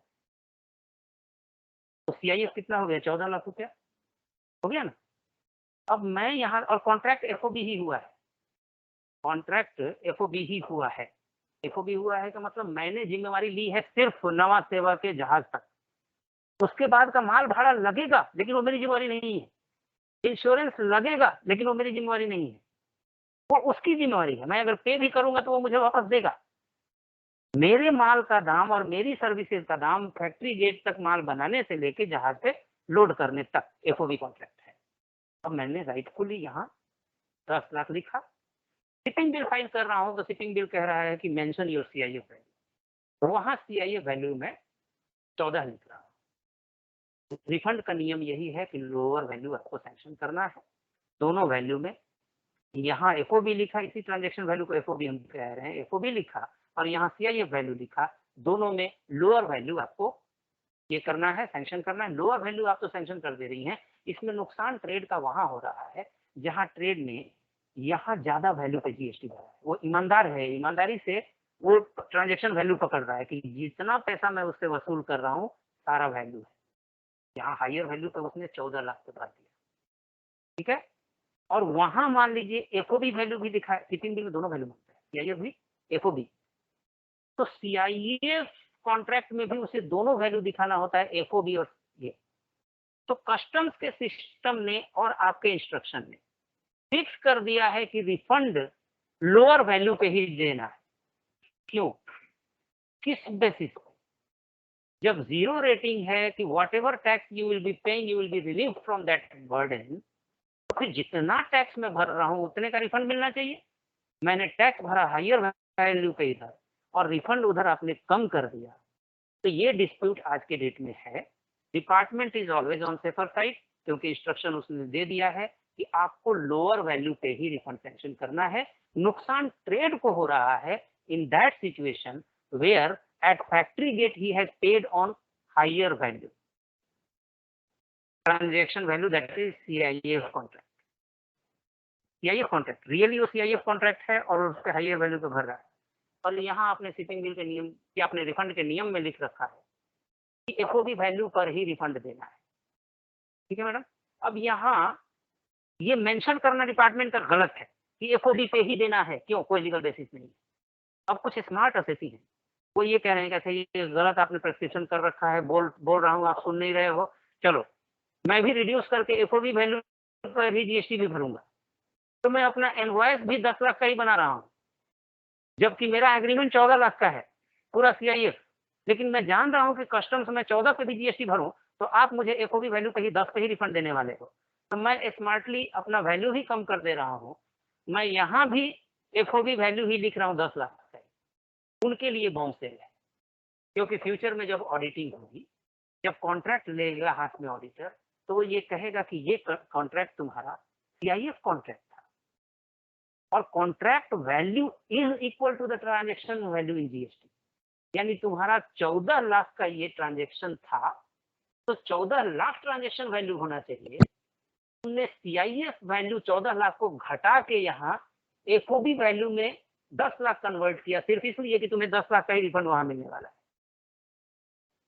तो मैं ये कहूंगा कि डिपार्टमेंट कंपेल कर रहा है इस बंदे को झूठा वैल्यू डिक्लेयर करने के लिए, क्योंकि ये सही वैल्यू पे जितना टैक्स भर रहा है उतना रिफंड दे दीजिए, देना भी यही चाहिए। तो ये सिचुएशन है कि आज के डेट में ट्रेड चाहे तो जितना रिफंड देंगी उतना ही वैल्यू यहाँ दिखाता है, तो जीएसटी कम भर रहा है वो। और अगर जीएसटी सही भर रहा है यानी ज्यादा भर रहा है, तो आपने नियम ही बना रखा है कि तुम ज्यादा भरो, मैं तो इसी छोटे से वैल्यू पे रिफंड दूंगी। ये सिनेरियो जरूरत नहीं। आगे बढ़ो सर, फॉर्मूला देखिए, फॉर्मूला देखिए, लिखना नहीं है, सब वापस के लिए पीपीटी है।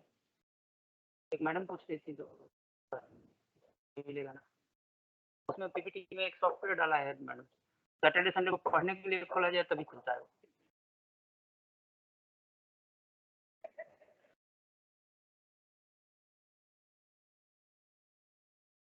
जरूर पढ़िए, पीपीटी सामने रखिए, लेकिन बगल में बेयर एक्ट रखिए, दोनों को ये करते पड़िए। पहले वाले फॉर्मूला में देखिए, रिफंड अमाउंट सीधा इसी पे आते हैं, फॉर्मूला क्लियर है। Maximum refund amount is turnover of zero rated supply. यहाँ जाऊं क्या, बोर्ड पे चला जाता,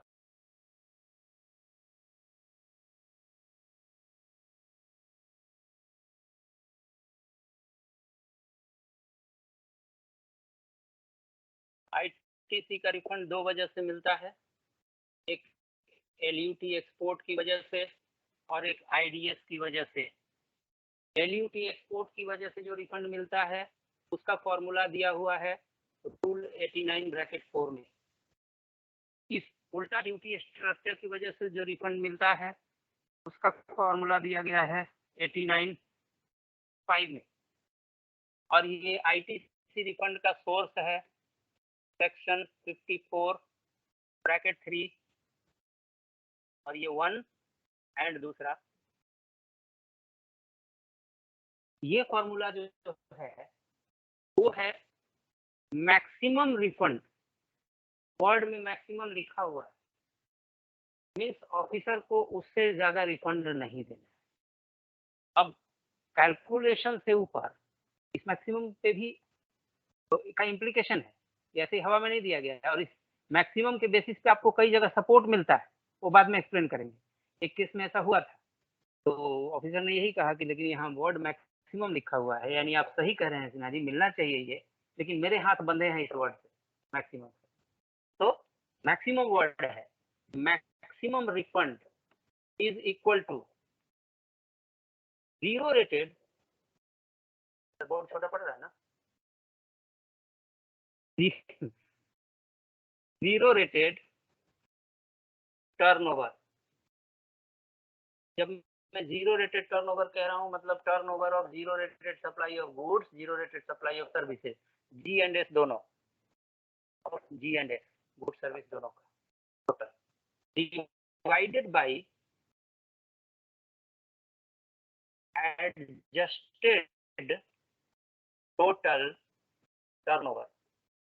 वर्ड एडजस्टेड है, यानी ये ज्यों कहते हो मेरा पूरा सेल नहीं है, कुछ ना कुछ उसमें प्लस माइनस करना है, इनटू नेट आईटीसी। ये नेट वर्ड भी बता रहा है कि कुछ ना कुछ डिपार्टमेंट कलाकारी करेगा, कि जितना आईटीसी है उतना पूरा नहीं मिलेगा। ये अब सवाल है कि ये तो एडजस्टेड वर्ड बता दिया कि भाई सावधान रहो, ये पूरा का पूरा टर्नओवर नहीं है, कुछ ऊपर नीचे कर किया जाएगा। नेट ने भी बता दिया कि सावधान रहो, पूरा एटीसी नहीं यहाँ लूंगा, कुछ ना कुछ कैंची चला के लूंगा। मैं सोच रहा था कि यहाँ मैं निश्चिंत रह सकता हूँ, ये न्यूमरेटर जो है वो तो कम से कम वही होना चाहिए जो जीरो रेटेड सप्लाई का हमारा वैल्यू है, यही था भी सर। लेकिन बीच में डेट नहीं याद आ रहा है, बीच में इसी कोविड पीरियड में ही इसमें है सर, नोटिफिकेशन लिखा है।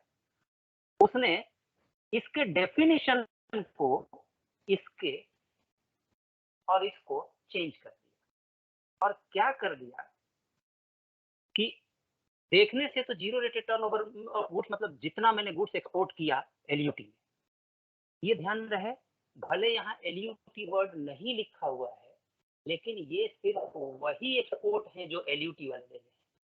मैंने 10 एक्सपोर्ट किया, 4 ही एलयूटी वाले हैं, 6 टैक्स पेड वाले हैं। 6 टैक्स पेड वाले का रिफंड मुझे मिल चुका है, 6 टैक्स पेड का रिफंड मुझे मिल चुका है।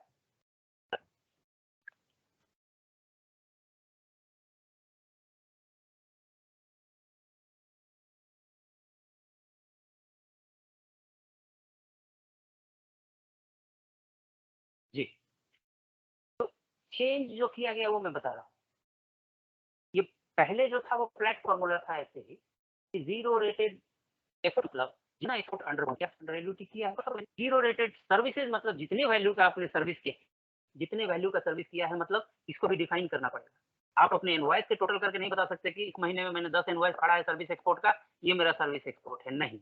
ये सब का लीगल कोनोटेशन है, they are the appointed terms by the law. इन टर्म्स का जनरल कोनोटेशन आप नहीं ले सकते, जो लीगली डिफाइंड कोनोटेशन है वह लेना पड़ेगा, और वो लीगली डिफाइंड कोनोटेशन जो है वो ध्यान में रखना पड़ेगा, और वो मैं दिखाता हूं आपको सीधा कैलकुलेशन के बगल में मैंने लिख रखा है। तो टर्म खाली याद रखिएगा, फॉर्मूला वही। अच्छा, इसका भी फॉर्मूला देख ही लेते हैं, कैलकुलेशन पे जाने से पहले फॉर्मूला देख लेते हैं। ये इसका फॉर्मूला है, ये इन्वर्टेड स्ट्रक्चर की वजह से जो है उसका फॉर्मूला जो है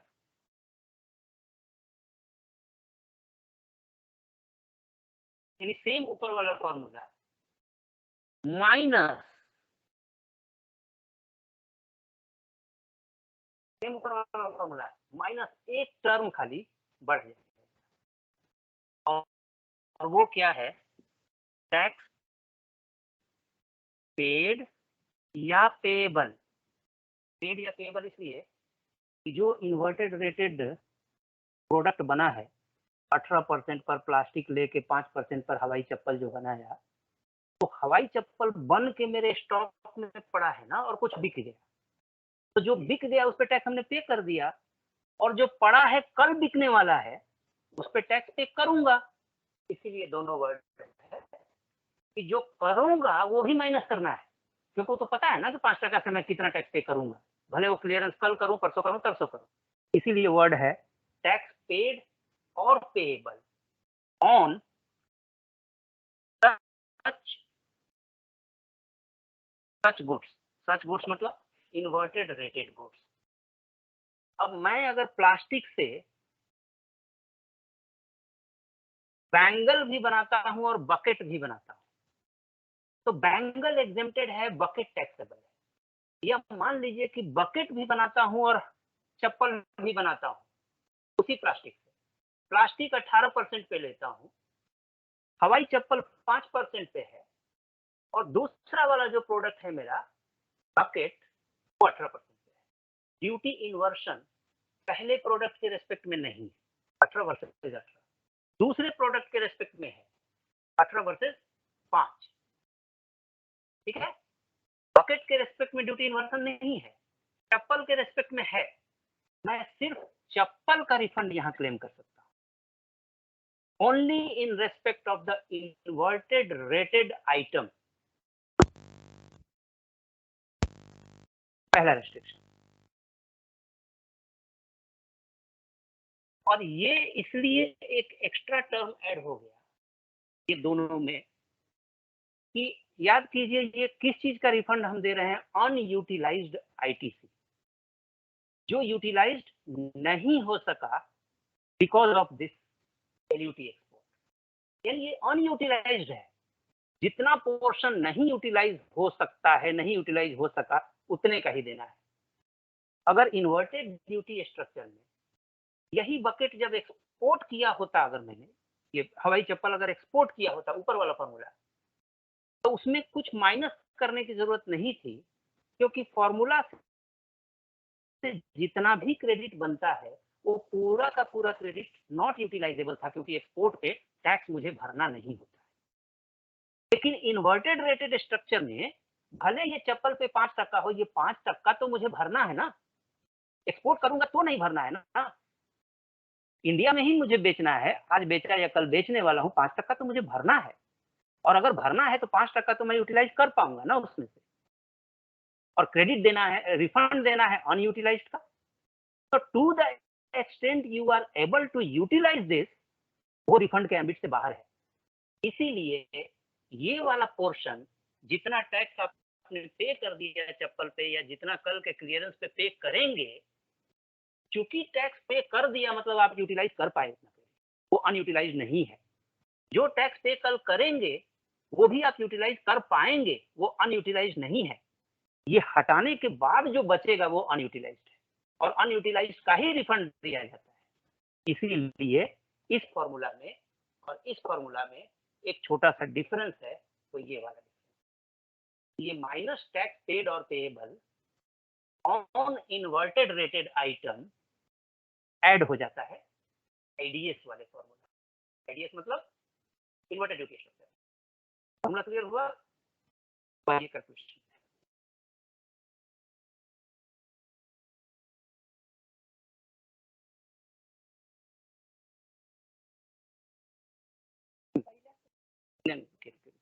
सही सवाल है, सवाल सही है। गंगोत्री के पानी में जो लक्षण होगा वो गंगा में भी तो आएगा ही ना। देखिए इन दोनों रिफंड की गंगोत्री कहाँ है? 5431 में, 5431 एंड 2 में। 543 ही कह रहा है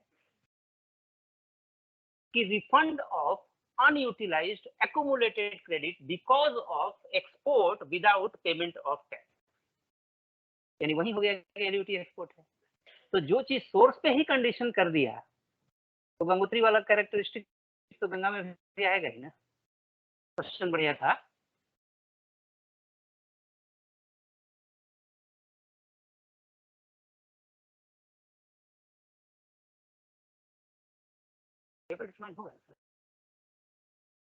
ये वाला आप गौर से अगर देखें तो ये रिफंड का संबंध आपके क्लियरेंस से, जो क्लियर हो चुका, और इस रिफंड का संबंध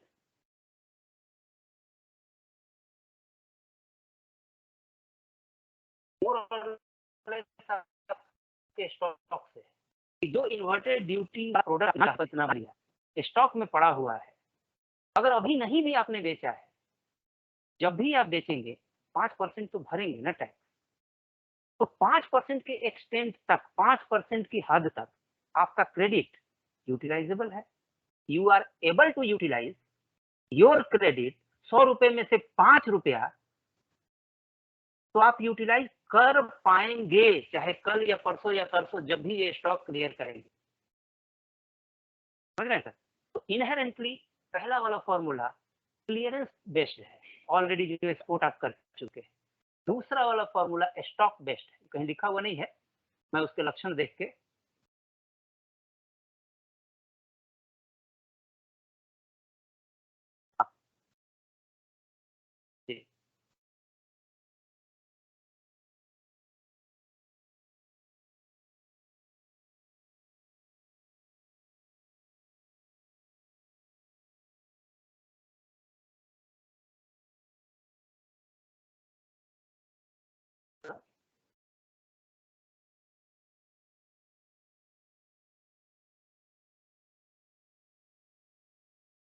क्या कहना चाह रहे हैं।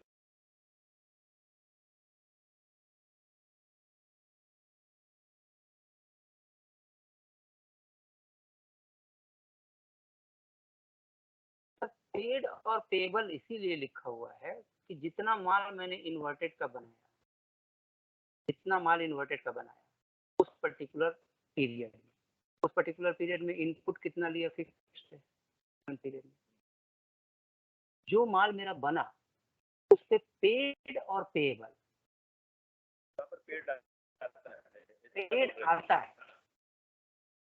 हाँ सर, फिनिश। आपका क्वेश्चन सही है। हाँ जी सर। हाँ सर, तो सर इसीलिए पेबल वर्ड है ना।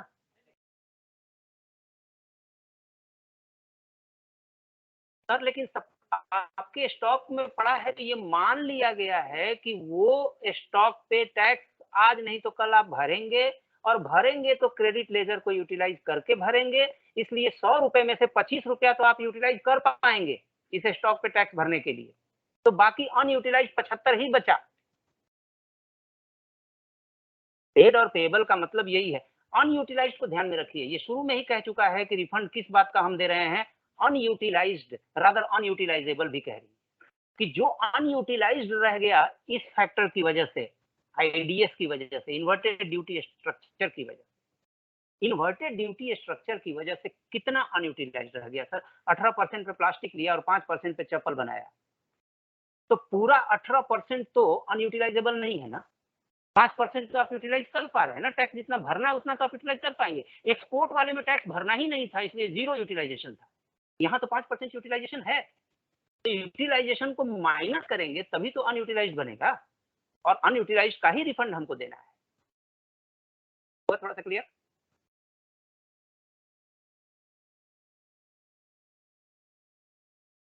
हाँ, मैं सिर्फ फिनिश गुड्स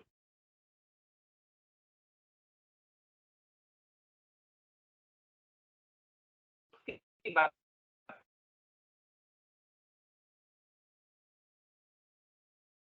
कर रहा हूँ सर, क्योंकि ये फॉर्मूला सिर्फ फिनिश गुड्स की। क्या आप रिकॉर्ड भी आइडेंटिफाई करेंगे और फिर फैक्ट्री में थोड़ी जाना है आपको। रिकॉर्ड जो वो दे रहा है कि हमने इतना मटेरियल लिया, इतना क्रेडिट लिया, उससे इतना मटेरियल बनाया, you have to rely on the document, rely on the document. ठीक है, आगे बढ़े, कैलकुलेशन देख लेते हैं।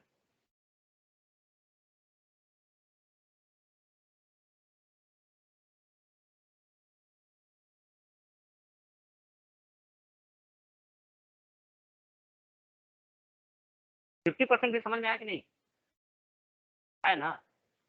तो आपको ज्यादा आया, हमको 50% खाने की। फॉर्मूला इज अप्लाइड, ये ब्लू से जो लिखा है वो भी देख लीजिए। इस फॉर्मूला में जो नेट आईटीसी है, वैसे तो हमारा आईटीसी अलग अलग खानों में बटा हुआ रहता है, GST, IGST, SGST, credit, cess credit वगैरह वगैरह, लेकिन वहां सेस को छोड़ के ये सीजी, सीजीएसटी, एसजीएसटी, आईजीएसटी, ये तीनों को टोटल करके फॉर्मूला में नेट आईटीसी में लिखना है, अलग अलग नहीं करना है, क्लियर कर दिया।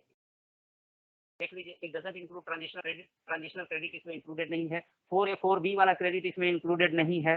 4A4B याद आ रहा है, मर्चेंट एक्सपोर्ट वाला, डीम्ड एक्सपोर्ट वाला, वो क्रेडिट इसमें इंक्लूडेड नहीं है, वो माइनस करके आगे बढ़ना है।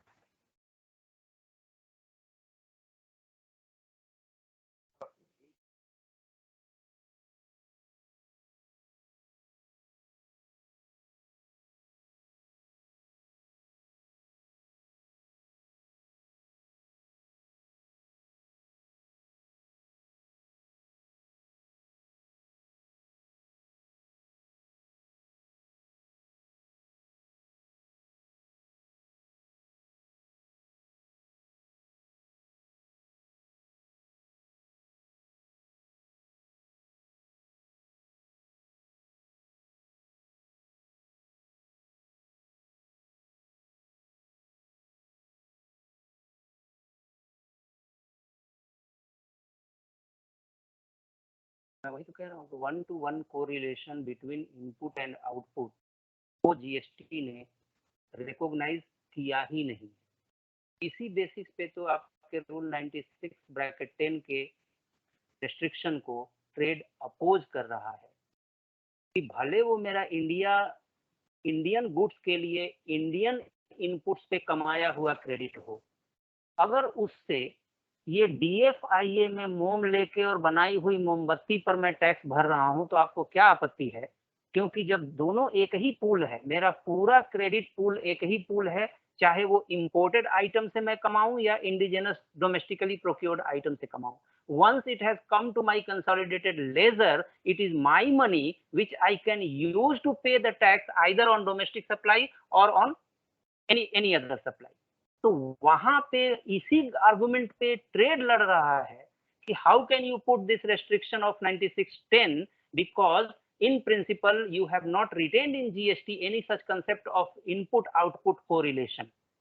तो आपके केस में भी इसमें एक बहुत मजेदार केस लॉज एडवांस रूलिंग भी है, और एडवांस रूलिंग जब आया था उसी समय मुझे लगा था कि ये कमिश्नर अपील इसको अप्रूव करेंगे, समय नहीं है फिर भी थोड़ा सा समझ लीजिए। वो सोना का व्यापारी था और उसका क्रेडिट ह्यूज जमा हो रहा था, और उसने क्या करना शुरू किया, और उसको मोटे एग्जाम्पल के रूप में बता रहे हैं कि मेरा काफी एक्यूमुलेटेड क्रेडिट है, मैं सोने का व्यापार करता हूँ, सोना का मेरा एग्रीकल्चरल प्रोडक्ट से कोई रिलेशन ही नहीं है, और वन फाइन मॉर्निंग मैं क्या कर रहा हूँ कि फॉर एग्जांपल चना खरीद रहा हूँ या कोकोनट या कुछ खरीद रहा हूँ जो कि एग्रीकल्चरल प्रोड्यूस है, परचेज पे कोई टैक्स नहीं है, और उसको मैं लेके और सिन्हा एंटरप्राइजेस का लोगो लगा के और पिछली में बंद कर दे रहा हूँ। 5% टैक्स आ गया कि नहीं?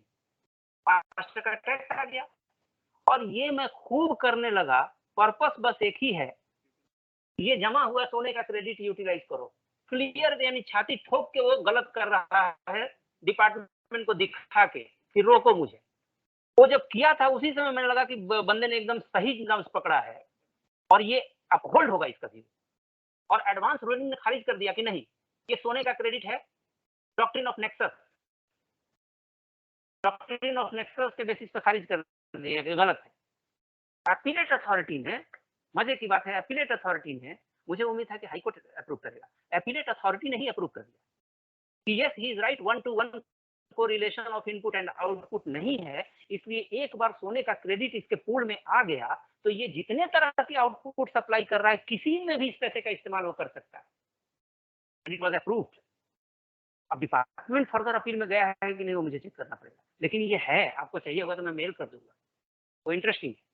तो वो ये बता रहा है कि जीएसटी में जब नहीं है तो नहीं है, you cannot blow hot and cold in one breath ना। एक तरफ आप 9610 में एक प्रिंसिपल रख रहे हैं, दूसरा यहाँ रिजेक्ट करने के लिए दूसरा प्रिंसिपल रखेंगे, तो फिर बात तो वही हो जाएगी कि खाता ना भाई। ठीक, चलिए कैलकुलेशन पे मुझे आने दीजिए।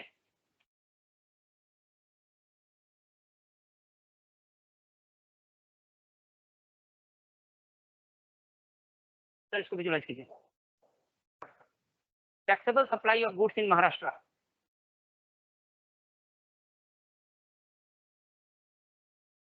Taxable supply of goods in Maharashtra 225 रुपए का, 225 लाख जो भी है उतने का किया। Taxable supply of services in Maharashtra मैंने उतने का किया। इंटर स्टेट, ये क्यों, किस चीज में बांट रहा हूँ याद कीजिए। ये नीचे में डिनोमिनेटर जो है उसका डेफिनेशन दिया गया है टर्नओवर इन स्टेट के बेसिस पे। टर्नओवर इन स्टेट एक लीगल टर्म है जीएसटी में, वो डिफाइन किया गया है कि टर्नओवर इन स्टेट का मतलब क्या, और वो मतलब 3 सेगमेंट में दिया गया है कि मेरी supply with in Maharashtra taxable और एग्जेम्प्ट दोनों होगी। 3 तरह की सप्लाई मैं कर सकता हूँ ना। मैं ये महाराष्ट्र हूं और ये गुजरात है, मैं यहाँ सिन्हा एंटरप्राइजेस 2 तरह की सप्लाई यहाँ कर रहा हूँ, टैक्सेबल एग्जेम्प्ट। यही 2 तरह की सप्लाई मैं यहाँ भी करूंगा, टैक्सेबल, ये गुजरात है और ये महाराष्ट्र, और यही 2 तरह की सप्लाई मैं यहाँ भी करूंगा, एग्जेम्प्ट। ठीक है,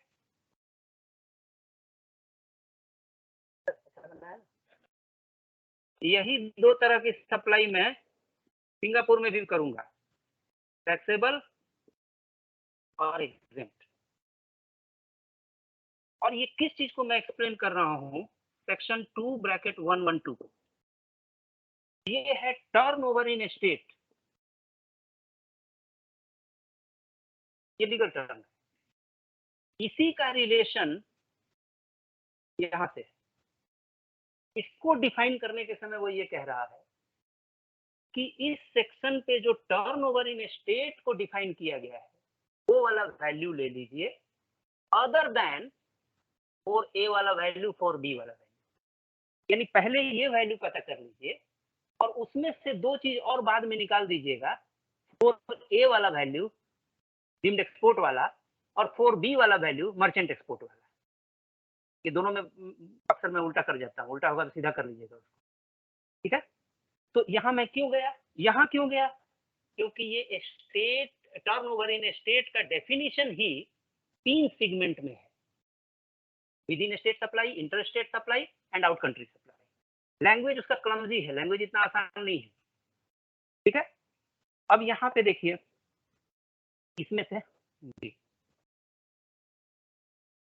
इसीलिए ये एग्जाम्पल भी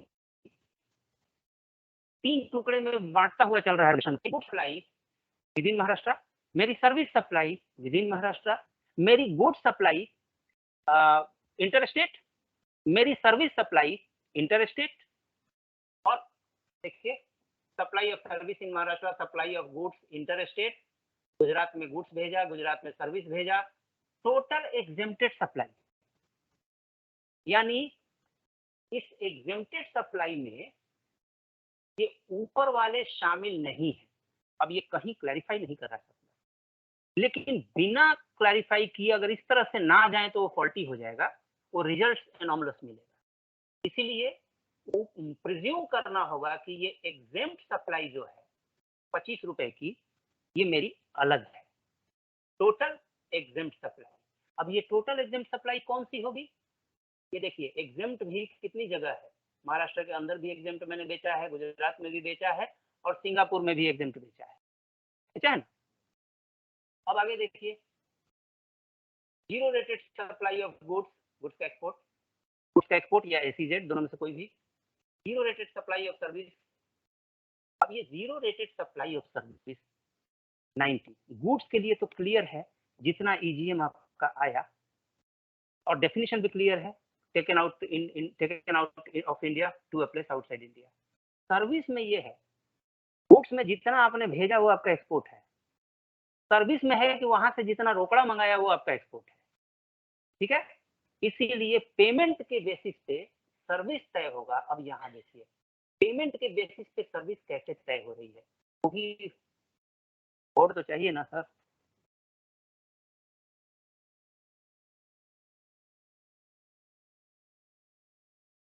चलिए डेफिनेशन जो दिया हुआ है कि सर्विस कितना मैंने एक्सपोर्ट किया, ये कैसे मैं वर्कआउट करूंगा, उसमें यही दिया हुआ है कि कंप्लीटेड सप्लाई। कंप्लीटेड सप्लाई यानी जहां सप्लाई में दो ही चीज होता है ना, माल देना लेना, ये दोनों काम जो हो गया है इस पीरियड में, इस टैक्स पीरियड में, April to May, April May June, A to J is the tax period, A to J is the tax period. एक नंबर की सर्विस ऐसी है मेरी सप्लाई जिसका पेमेंट पहले आ गया था और इस पीरियड में, ये रिफंड पीरियड है, relevant period, April to June वाले में मैंने इसकी सप्लाई कर दी। दूसरा, सप्लाई मैंने कर दी थी, पेमेंट इसमें आ गया। तीसरा,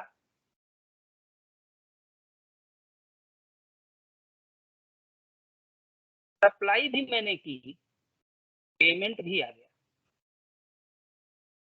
चौथा, पेमेंट मैंने लिया इस पीरियड में, सप्लाई दूंगा अप्रैल मई जून जुलाई से सितंबर वाले में। कंप्लीटेड इवेंट किसमें किसमें हो रहे हैं, इस क्वार्टर में कंप्लीटेड सप्लाई एक नंबर हो रही है, क्योंकि पेमेंट पहले आ चुका था, सप्लाई भी दे दिया इस रेलिवेंट पीरियड में, कंप्लीटेड ट्रांजैक्शन हो गया, transaction completed in this refund period. दूसरा भी हो रहा है, सप्लाई दे चुके थे, पेमेंट बाकी था, ट्रांजैक्शन कंप्लीट नहीं हुआ था, अभी कंप्लीट हो गया। बड़ी क्लमजी ड्राफ्टिंग है बुक में। तीसरा, तीसरा तो कंप्लीटेड सप्लाई है ही, इसी पीरियड में सप्लाई भी किया, पैसा भी ले लिया। चौथा, एडवांस लिया है इस पीरियड में, सप्लाई अभी आगे करूंगा, ये चौथा नहीं है। बाकी ये तीनों कंप्लीटेड ट्रांजैक्शन का टोटल हमारा सर्विस का सप्लाई हो सकता है। ठीक है, नीचे में वही दिया हुआ है, यहाँ देखिए, पेमेंट रिसीव्ड ब्ला ब्ला ब्ला 10 रुपया, aggregate payment received during the relevant period for zero rated supply 100 रुपया। तीसरा, payment received in advance for which zero rated supply has not completed, आखिरी वाला पोजीशन, यानी इसको छोड़ना है, 3 नंबर को छोड़ना है, पहला और दूसरा को लेना है, पहला और दूसरा को लिया तो 100 और 10 110 रुपया हुआ, और ये 20 रुपया छोड़ दिया तो 90 रुपीज हो गया, वही 90 रुपीज यहाँ सर्विस एक्सपोर्ट का वैल्यू है। क्लियर हुआ कि नहीं? वही 90 रुपीज यहाँ सर्विस एक्सपोर्ट का वैल्यू है। अब ये तीनों को भूल जाइए, ये तीनों खाली वर्कशीट था इस 90 रुपीज तक पहुंचने के लिए। ठीक है, तो पेमेंट इज द, कितना रोकड़ा आया वो माना जाएगा कि मेरे सर्विस एक्सपोर्ट का वैल्यू है, लेकिन वो कौन सा, कंप्लीटेड सप्लाई। रोकड़ा पहले भी आया, सप्लाई अभी कंप्लीट की तो वो भी इसी महीने का है। ठीक है, ठीक, 90 हो गया। आगे देखिए, तो turnover of supplies under 89,4A,4B, ये कौन सा टर्नओवर है? मर्चेंट एक्सपोर्ट वाला, जो 1 करोड़ का जो शर्ट बनवा के मैंने लिया था और एक्सपोर्ट किया था और टैक्स भरा गया था सिर्फ 10,000 रुपया, वो वाला टर्नओवर यहाँ है, ये 15, या फिर डीम्ड एक्सपोर्ट का, दोनों में से कोई, या दोनों मिला के ये 15 है, 15 lakh. Input tax on amount under 89,4A,4B, ये पूरा उसका वैल्यू है, 4A,4B का 15 रुपया, और टैक्स उस पे इनपुट टैक्स 3 रुपया है। ठीक है, 3 रुपया कौन सा है? अरे जो 1 करोड़ के शर्ट मेरे पास आया था तो उस पे 10,000 0.1% जो भरा गया था, तो टैक्स अमाउंट तो 10,000 हुआ ना, वैल्यू भले उतना हुआ, वो यहाँ पे है। तो एच और आई, एच वैल्यू है और आई उस पे टैक्स एलिमेंट है। ये जो है input tax credit on input and input services, उस क्वार्टर में, उस पीरियड में इनपुट पे भी और इनपुट सर्विसेज पे भी, जाहिर है वो ये वाला फॉर्मूला पे विचार कर रहा है, आईडीएस वाले पे नहीं, आईडीएस वाले पे करता तो सर्विस भी माइनस होता। ठीक है, या ये इतना डेटा उसने दे दिया, अब अगले स्लाइड में वो कैलकुलेट करेगा टैक्स अमाउंट। देखते हैं नेक्स्ट स्लाइड, ये फिगर ध्यान में रखिए। अब यहाँ देखिए, टर्नओवर इन स्टेट, यहाँ वाला, ये जो टर्नओवर इन स्टेट है, क्यों टर्नओवर इन स्टेट निकाल रहा है? क्योंकि इस एडजस्टेड टोटल टर्नओवर को डिफाइन किया गया है कि turnover in state other than 4A,4B। तो पहली रिस्पॉन्सिबिलिटी बनती है कि टर्नओवर इन स्टेट निकाले भाई। टर्नओवर इन स्टेट क्या चीज है? काश मैं आपको उसका डेफिनेशन दिखा पाऊं। डेफिनेशन वैसा ही है सर, आधे इधर जाओ आधे इधर जाओ, बाकी मेरे साथ आओ। लास्ट में कंक्लूजन यही निकलता है कि वो यही कर रहा है कि मेरा टोटल टर्नओवर ले लो भाई, मैंने 6 तरह का टर्नओवर किया है, दो तरह की सप्लाई विद इन महाराष्ट्र की है टैक्सेबल और एग्जेम्प्ट, 2 तरह की सप्लाई इंटर स्टेट किया है टैक्सेबल और एग्जेम्प्ट, और 2 तरह की सप्लाई क्रॉस कंट्री किया है टैक्सेबल और एग्जेम्प्ट।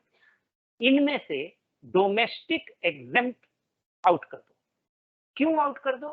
क्योंकि डोमेस्टिक एग्जेम्प्ट ही ऐसा है जिसपे आईटीसी नहीं मिलता है, वही एग्जेम्प्टेड, यानी इसमें आईटीसी कहां नहीं मिलता है? इस एग्जांपल में सर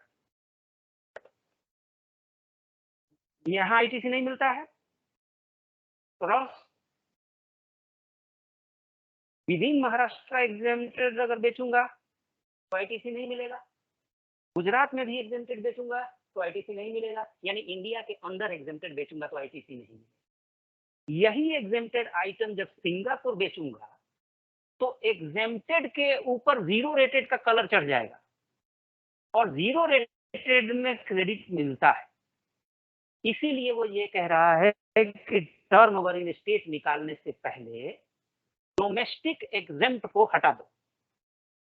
वही एग्जेम्प्टेड आइटम जो पूना में भेजा है माइनस कर दो, जो गुजरात में भेजा है माइनस कर दो, लेकिन जो सिंगापुर में भेजा है वही एग्जेम्प्टेड आइटम, उसको माइनस मत करो क्योंकि उसका क्रेडिट मिलता है। तो इस तरीके से टर्नओवर इन स्टेट निकल गया, वही वो निकालने की कोशिश करेगा।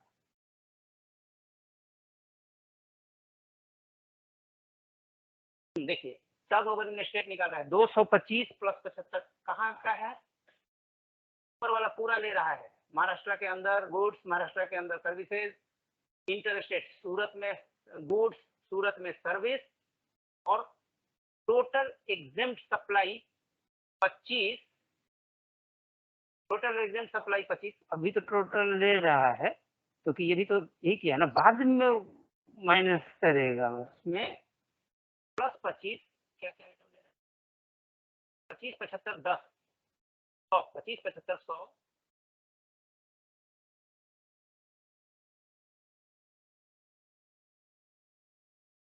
हाँ 225 है ना, 225 25 75 100, 25 25 150, 25 25 150 और 90 प्लस 15, 90 ये वाला सर्विस एक्सपोर्ट प्लस 15 यानी 4A 4B, ये टोटल टर्नओवर हुआ।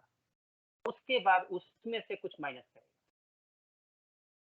टोटल हर तरह का जो है 750, सेक्शन 2122 देखिए डेफिनेशन यहाँ पेस्ट किया है मैंने, turnover in state the aggregate value of all taxable supplies excluding the value of inward supplies, RCM वाला छोड़ के, and exempt supplies made within a state or union territory by a taxable person, export of goods or services or both, and interstate supplies of goods or services or both made from the state or union territory by the state taxable person but excluding taxes. तो उस हिसाब से aggregate value of all taxable supply plus exempt supply plus exports plus inter state A से लेके H तक का total 705 ये है। अब उसके बाद यही टोटल 705 यहाँ आ गया सम टोटल। अब इसमें से कुछ चीजें, ये सम टोटल 705 में से कुछ चीजें माइनस कर रहा है, घटा रहा है। क्या घटा रहा है? State turnover excluding the turnover of services. Services क्यों हटा रहा है? क्योंकि आईडीएस का अगर वर्कआउट कर रहा है तो सर्विसेज को हटाएगा। Excluding the turnover of services के माइनस बीडीजी, सर्विसेज माइनस कर रहा है, के माइनस आईजे, के यही है ये वाला 705, इसमें से माइनस कर रहा है के माइनस आई बीजी था ना, के minus BD, taxable supply of services minus B, interstate supply of services G, zero rated supply of services, तीनों कैटेगरी के सर्विसेज माइनस कर दिया, टोटल 515 आया, plus B, the turnover of zero rated supply of services and non zero rated supply of services, जो चीज यहां से निकाला था सर्विस, ध्यान रखिए, निकाल के और फिर यहां ऐड कर दे रहा है, यहाँ कोई फर्क पड़ता नहीं, वो फॉर्मूला भी चेंज किया गया है लेकिन वो चेंज का कोई इम्पैक्ट नहीं पड़ रहा है क्योंकि ये कुछ वैसा ही है कि मुझे कोच नंबर 1 से उतार दिया और कोच नंबर 2, तो वही स्थिति क्यों गलत एग्जाम्पल थोड़ी दिया मैंने, तो वही यहाँ किया, 705 में सर्विसेज को यहाँ हटा दिया, क्यों? क्योंकि फॉर्मूला ही कह रहा है अदर देन, वो हटा के, और हटा क्यों रहा है बीडीजी को, फॉर्मूला क्यों हटा रहा है ए में से? क्योंकि उसे सेपरेटली बी में वो सर्विसेज को एक जगह रखना चाह रहा है, इसीलिए कह रहा है कि टोटल में से पहले सर्विसेज को हटा दो, क्योंकि यही फिगर हम यूज करेंगे दूसरे फॉर्मूले में भी, तो टोटल में से सर्विसेज को हटा दो, और अगर 89.4 वाला कैलकुलेशन कर रहे हो तो वापस सर्विसेज को उसमें रख दो, तो टोटल टर्नओवर। तो ये खाली 75 25 90 यहाँ माइनस किया गया के में से, और वही जितना माइनस किया गया था वही 3 को यहाँ देखिए प्लस कर दिया गया, 515 में 190 प्लस कर दिया गया, तो ये वापस पूरा 705 हो गया कि नहीं। और उसमें से ये क्या कह रहा है, एक्सक्लूडिंग, अब कह रहा है कि माइनस कीजिए, यहाँ माइनस, यानी ये पूरा फिर वापस पूरा टर्नओवर हो गया ना 705, उसमें से यहाँ माइनस कर रहा है, excluding value of exempt supplies other than zero rated supplies, यानी कि और टर्नओवर ऑफ सप्लाईज अंडर, यानी ये वाला जो है जहां लाल रंग अभी कर रहा हूं मैं, ये और कुछ नहीं, डोमेस्टिक वाला एग्जेम्प्ट माइनस कर रहा है, ये वाला और ये वाला, और अदर देन जीरो रेटेड लिख रहा है, यानी ये वाला एग्जेम्प्ट को नहीं माइनस करना है। वही डोमेस्टिक वाला जो एग्जेम्प्ट है 25 और 15 वाला एग्जेम्प्ट, ये 25 और 15 कहाँ है, इनपुट एच पे, turnover of supplies under 89 4A 4B 15, तो ये वाला डोमेस्टिक एग्जेम्प्ट सप्लाई 15, ये सॉरी 25, और ये वाला 15 4A 4B वाला, यही दोनों माइनस करना है ना मैडम। इसमें से एक तो यही माइनस कर दे रहा है,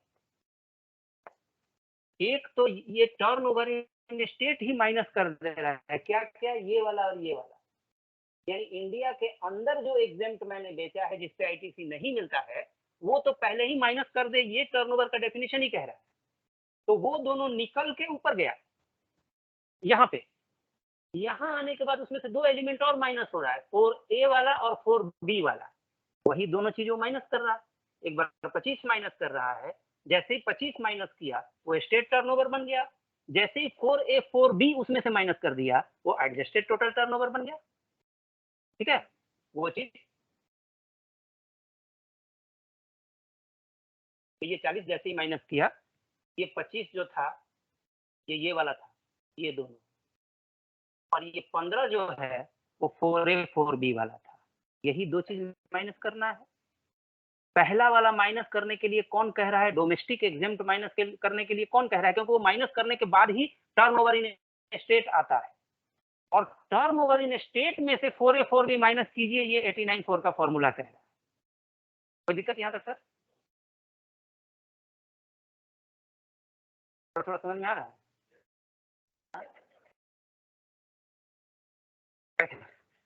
उस साइड में एकदम दो नए एसटीओ साहब लोग जो हैं, ऐसा लग रहा है कि तेलुगु फिल्म देख रहे हैं। होता है कभी कभी, क्या देखूं नहीं समझ में आता है तो आदमी देखने वाले को देखता है। तो ये निकाल देने के बाद तो क्या बना, ये बना, ये वाला एडजस्टेड टोटल टर्नओवर वाला 665 है, इसीलिए इसको ऐड किया, ये आपका डिनोमिनेटर मिल गया। अब न्यूमरेटर, न्यूमरेटर कैसे मिलेगा, यहाँ देखिए, न्यूमरेटर यहाँ है, turnover of zero rated goods, अरे बाप रे पौने 7 हो गया सर, नहीं sir, turnover of zero rated goods में, ओहो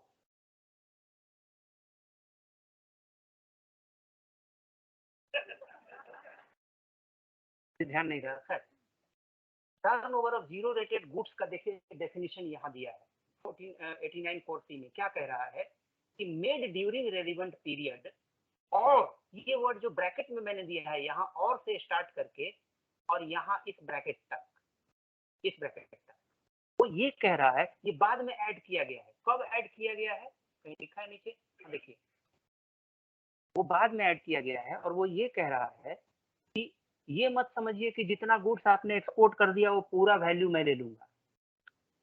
होता ये था कि ओवर वैल्यूएशन करने लगे थे फ्रॉडस्टर जो थे, वो चिंदी में भेज रहा हूँ, चिंदी खरीदा 2000 में और 20 लाख उसको कंटेनर में लोड करके उसका वैल्यू 20 लाख कर रहा हूँ, या कोई प्रोडक्ट उसको सिंपल नट बोल्ट है, उसको एकदम इलेक्ट्रिफाइड फास्टनर एक्सेट्रा टेक्निकल नाम देके और उसको ओवर वैल्यू कर देते थे, वही नट का, और वही नट 4 रुपए किलो बेच रहा हूँ इधर लोकल मार्केट में, ओवर वैल्यूएशन कर दे रहा था। क्यों ओवर वैल्यूएशन कर रहा था, ज्यादा वैल्यू करूंगा तो ज्यादा टैक्स आएगा, ज्यादा टैक्स आएगा तो क्रेडिट ज्यादा यूटिलाइज कर लूंगा, monetisation of my accumulated credit refund route से ज्यादा हो जाएगा। इसको चेक करने के लिए उसने ये कहा कि एक्सपोर्ट में भी ऐसा नहीं कि आप अपने गुड्स का कितना भी एक्सपोर्ट वैल्यू डाल दो अगर मैं मान लूंगा, वो ये कह रहा है कि जितना एक्सपोर्ट वैल्यू आपने डाला है वो, या similar product, similarly placed product, word क्या लिखा हुआ है, और 1.5 पे ध्यान दीजिए, 1.5 times of the value of like goods, और अंडरलाइन किया है मैंने, लाइक गुड्स बोल दिया है, लाइक गुड्स को डिफाइन नहीं किया है। लाइक गुड्स को जीएसटी में डिफाइन किया गया है, लेकिन only for the valuation rules, वहां से डिफाइन किया गया है। इस पर्पस के लिए लाइक गुड्स का डेफिनेशन नहीं दिया गया है। तो पता नहीं लाइक गुड्स मतलब क्या। तो like goods domestically supplied by the same supplier और सिमिलरली प्लेस्ड सप्लायर। मैं अगर ये एक्सपोर्ट करता हूं और मैं डोमेस्टिकली वैल्यू इसका 6000 लगाता हूं और एक्सपोर्ट वैल्यू मैंने इसका 10,000 लगाया है, तो वो ये कह रहा है कि मैं मैक्सिमम इसका वैल्यू 1.5 गुना पकड़ूंगा। जो लोकल में तुम बेचते हो 3000 में, उसका 1.5 गुना यानी 4.5 मैं इसका पकड़ूंगा। बाकी तुम चाहे इसको 10,000 वैल्यू लगाओ या जो भी लगाओ, वही ये कह रहा है कि चाहे तो आपका एक्सपोर्ट वैल्यू और 1.5% यानी 1.5 गुना ऑफ लाइक गुड्स, यानी ऐसा ही गुड्स क्लियर्ड डोमेस्टिकली यानी लोकल मार्केट में क्लियर किया गया आइदर बाय यू, या तुम कहोगे कि मैं तो 100% एक्सपोर्ट ही करता हूं, मैं तो लोकल में ये माल बेचता ही नहीं, तो चलो ऐसा ही माल सिमिलरली प्लेस्ड। अब इसमें इतने सारे वेग मामले हैं, लाइक गुड्स किसको कहा जाए पता नहीं, सिमिलरली प्लेस्ड कौन हो, क्योंकि कोई भी प्रोडक्ट बनाने वाला, साबुन मैं भी बना सकता हूँ, साबुन लाइफ बॉय कंपनी भी बनाती है, दोनों साबुन के प्राइस में फर्क होगा कि नहीं होगा। तो ये मतलब प्रैक्टिकली फीजिबल ये नहीं है प्रोविजन, लेकिन इस तरह से जेन्युइन रिफंड वैल्यू को नॉन कॉम्पिटिटिव बनाया जा रहा है। अगर मुझे ऑर्डर मिल रहा है 4000 की चीज का 10,000 में विदेश से, तो क्या मैं 10,000 में नहीं बेचूं? वो ये कह रहा है कि आप बेचो 4000 की चीज 10,000 में, मैं रिफंड देते समय फॉर्मूला में 4 का 1.5 गुना ही पकड़ूंगा, उससे ज्यादा नहीं पकड़ूंगा। ये रेस्ट्रिक्शन ऊपर में भी है, ठीक है। तो वो रेस्ट्रिक्शन करके और वैल्यू हमारा 150 माइनस 135 आएगा गुड्स एक्सपोर्ट का। वैसे ही turnover of zero rated supply of services, वो तो 90 ही आया है, जो बताया था कि ऊपर में सिग्नल है ना, 1 2 3 4 पेमेंट पहले आ गया, यानी कंप्लीटेड सप्लाई, कंप्लीटेड ट्रांजेक्शन, वो वाला सर्विस का वैल्यू होगा। ये दोनों को नीचे देखिए रिफंड अमाउंट, ऊपर में फॉर्मूला रख दिया, गुड्स का एक्सपोर्ट वैल्यू 135, हो सकता है ये 160 था, इसको 1.5 गुना वाले चक्कर में कम करके 135 ऑफिसर ने कर दिया है। 135 प्लस सर्विस का 90 डिवाइडेड बाई, मल्टीप्लाइड बाई 12 बाद में कीजिएगा, डिवाइडेड बाई 665 टोटल जो वर्कआउट किया था एग्रीगेट डिनोमिनेटर वाला, multiplied by net ITC. Net ITC 12 रुपया लिया गया है और रिजल्ट आ गया है 4-6 लाख। नेट आईटीसी देख लीजिए 12 रुपया कहाँ, एच और टर्नओवर सप्लाई अंडर, हाँ 4A4B का 15 है, आई 3 है, नेट आईटीसी, हाँ ठीक है ना sir, net ITC input total 4A4B वाला सर,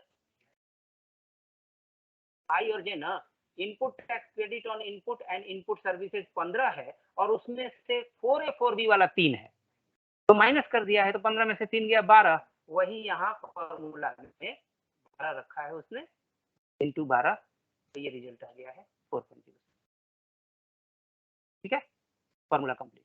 इसी को अगर आईडीएस रिफंड में करना है तो इसी 4,06,000 में से माइनस हो जाएगा, गुड्स पे जितना पेड और पेएबल है वो माइनस कर दीजिए, तो जो आएगा वो रिफंड अमाउंट होगा। ठीक है सर, तो अवेलेबल टाइम में जितना हो सकता था कवर करने की कोशिश की। हम सॉरी इतना लेट मुझे अंदाजा भी नहीं था, लेकिन चलिए कुछ ना कुछ मिल गया तो अच्छा ही है। ठीक है, मिलते हैं फिर कभी।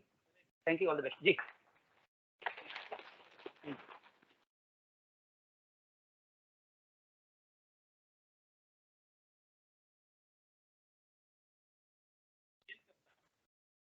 हाँ, जो सेल करता है उसको इन्वर्टेड ड्यूटी वाला रिफंड मिलेगा।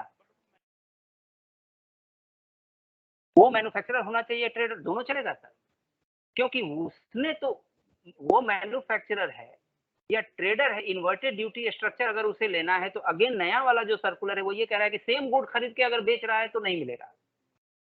सेम ट्रेडर का मतलब सेम गुड खरीद के अगर वो बेच रहा है, मैं 0.01% पे मैंने लिया, क्या लिया? शर्ट लिया।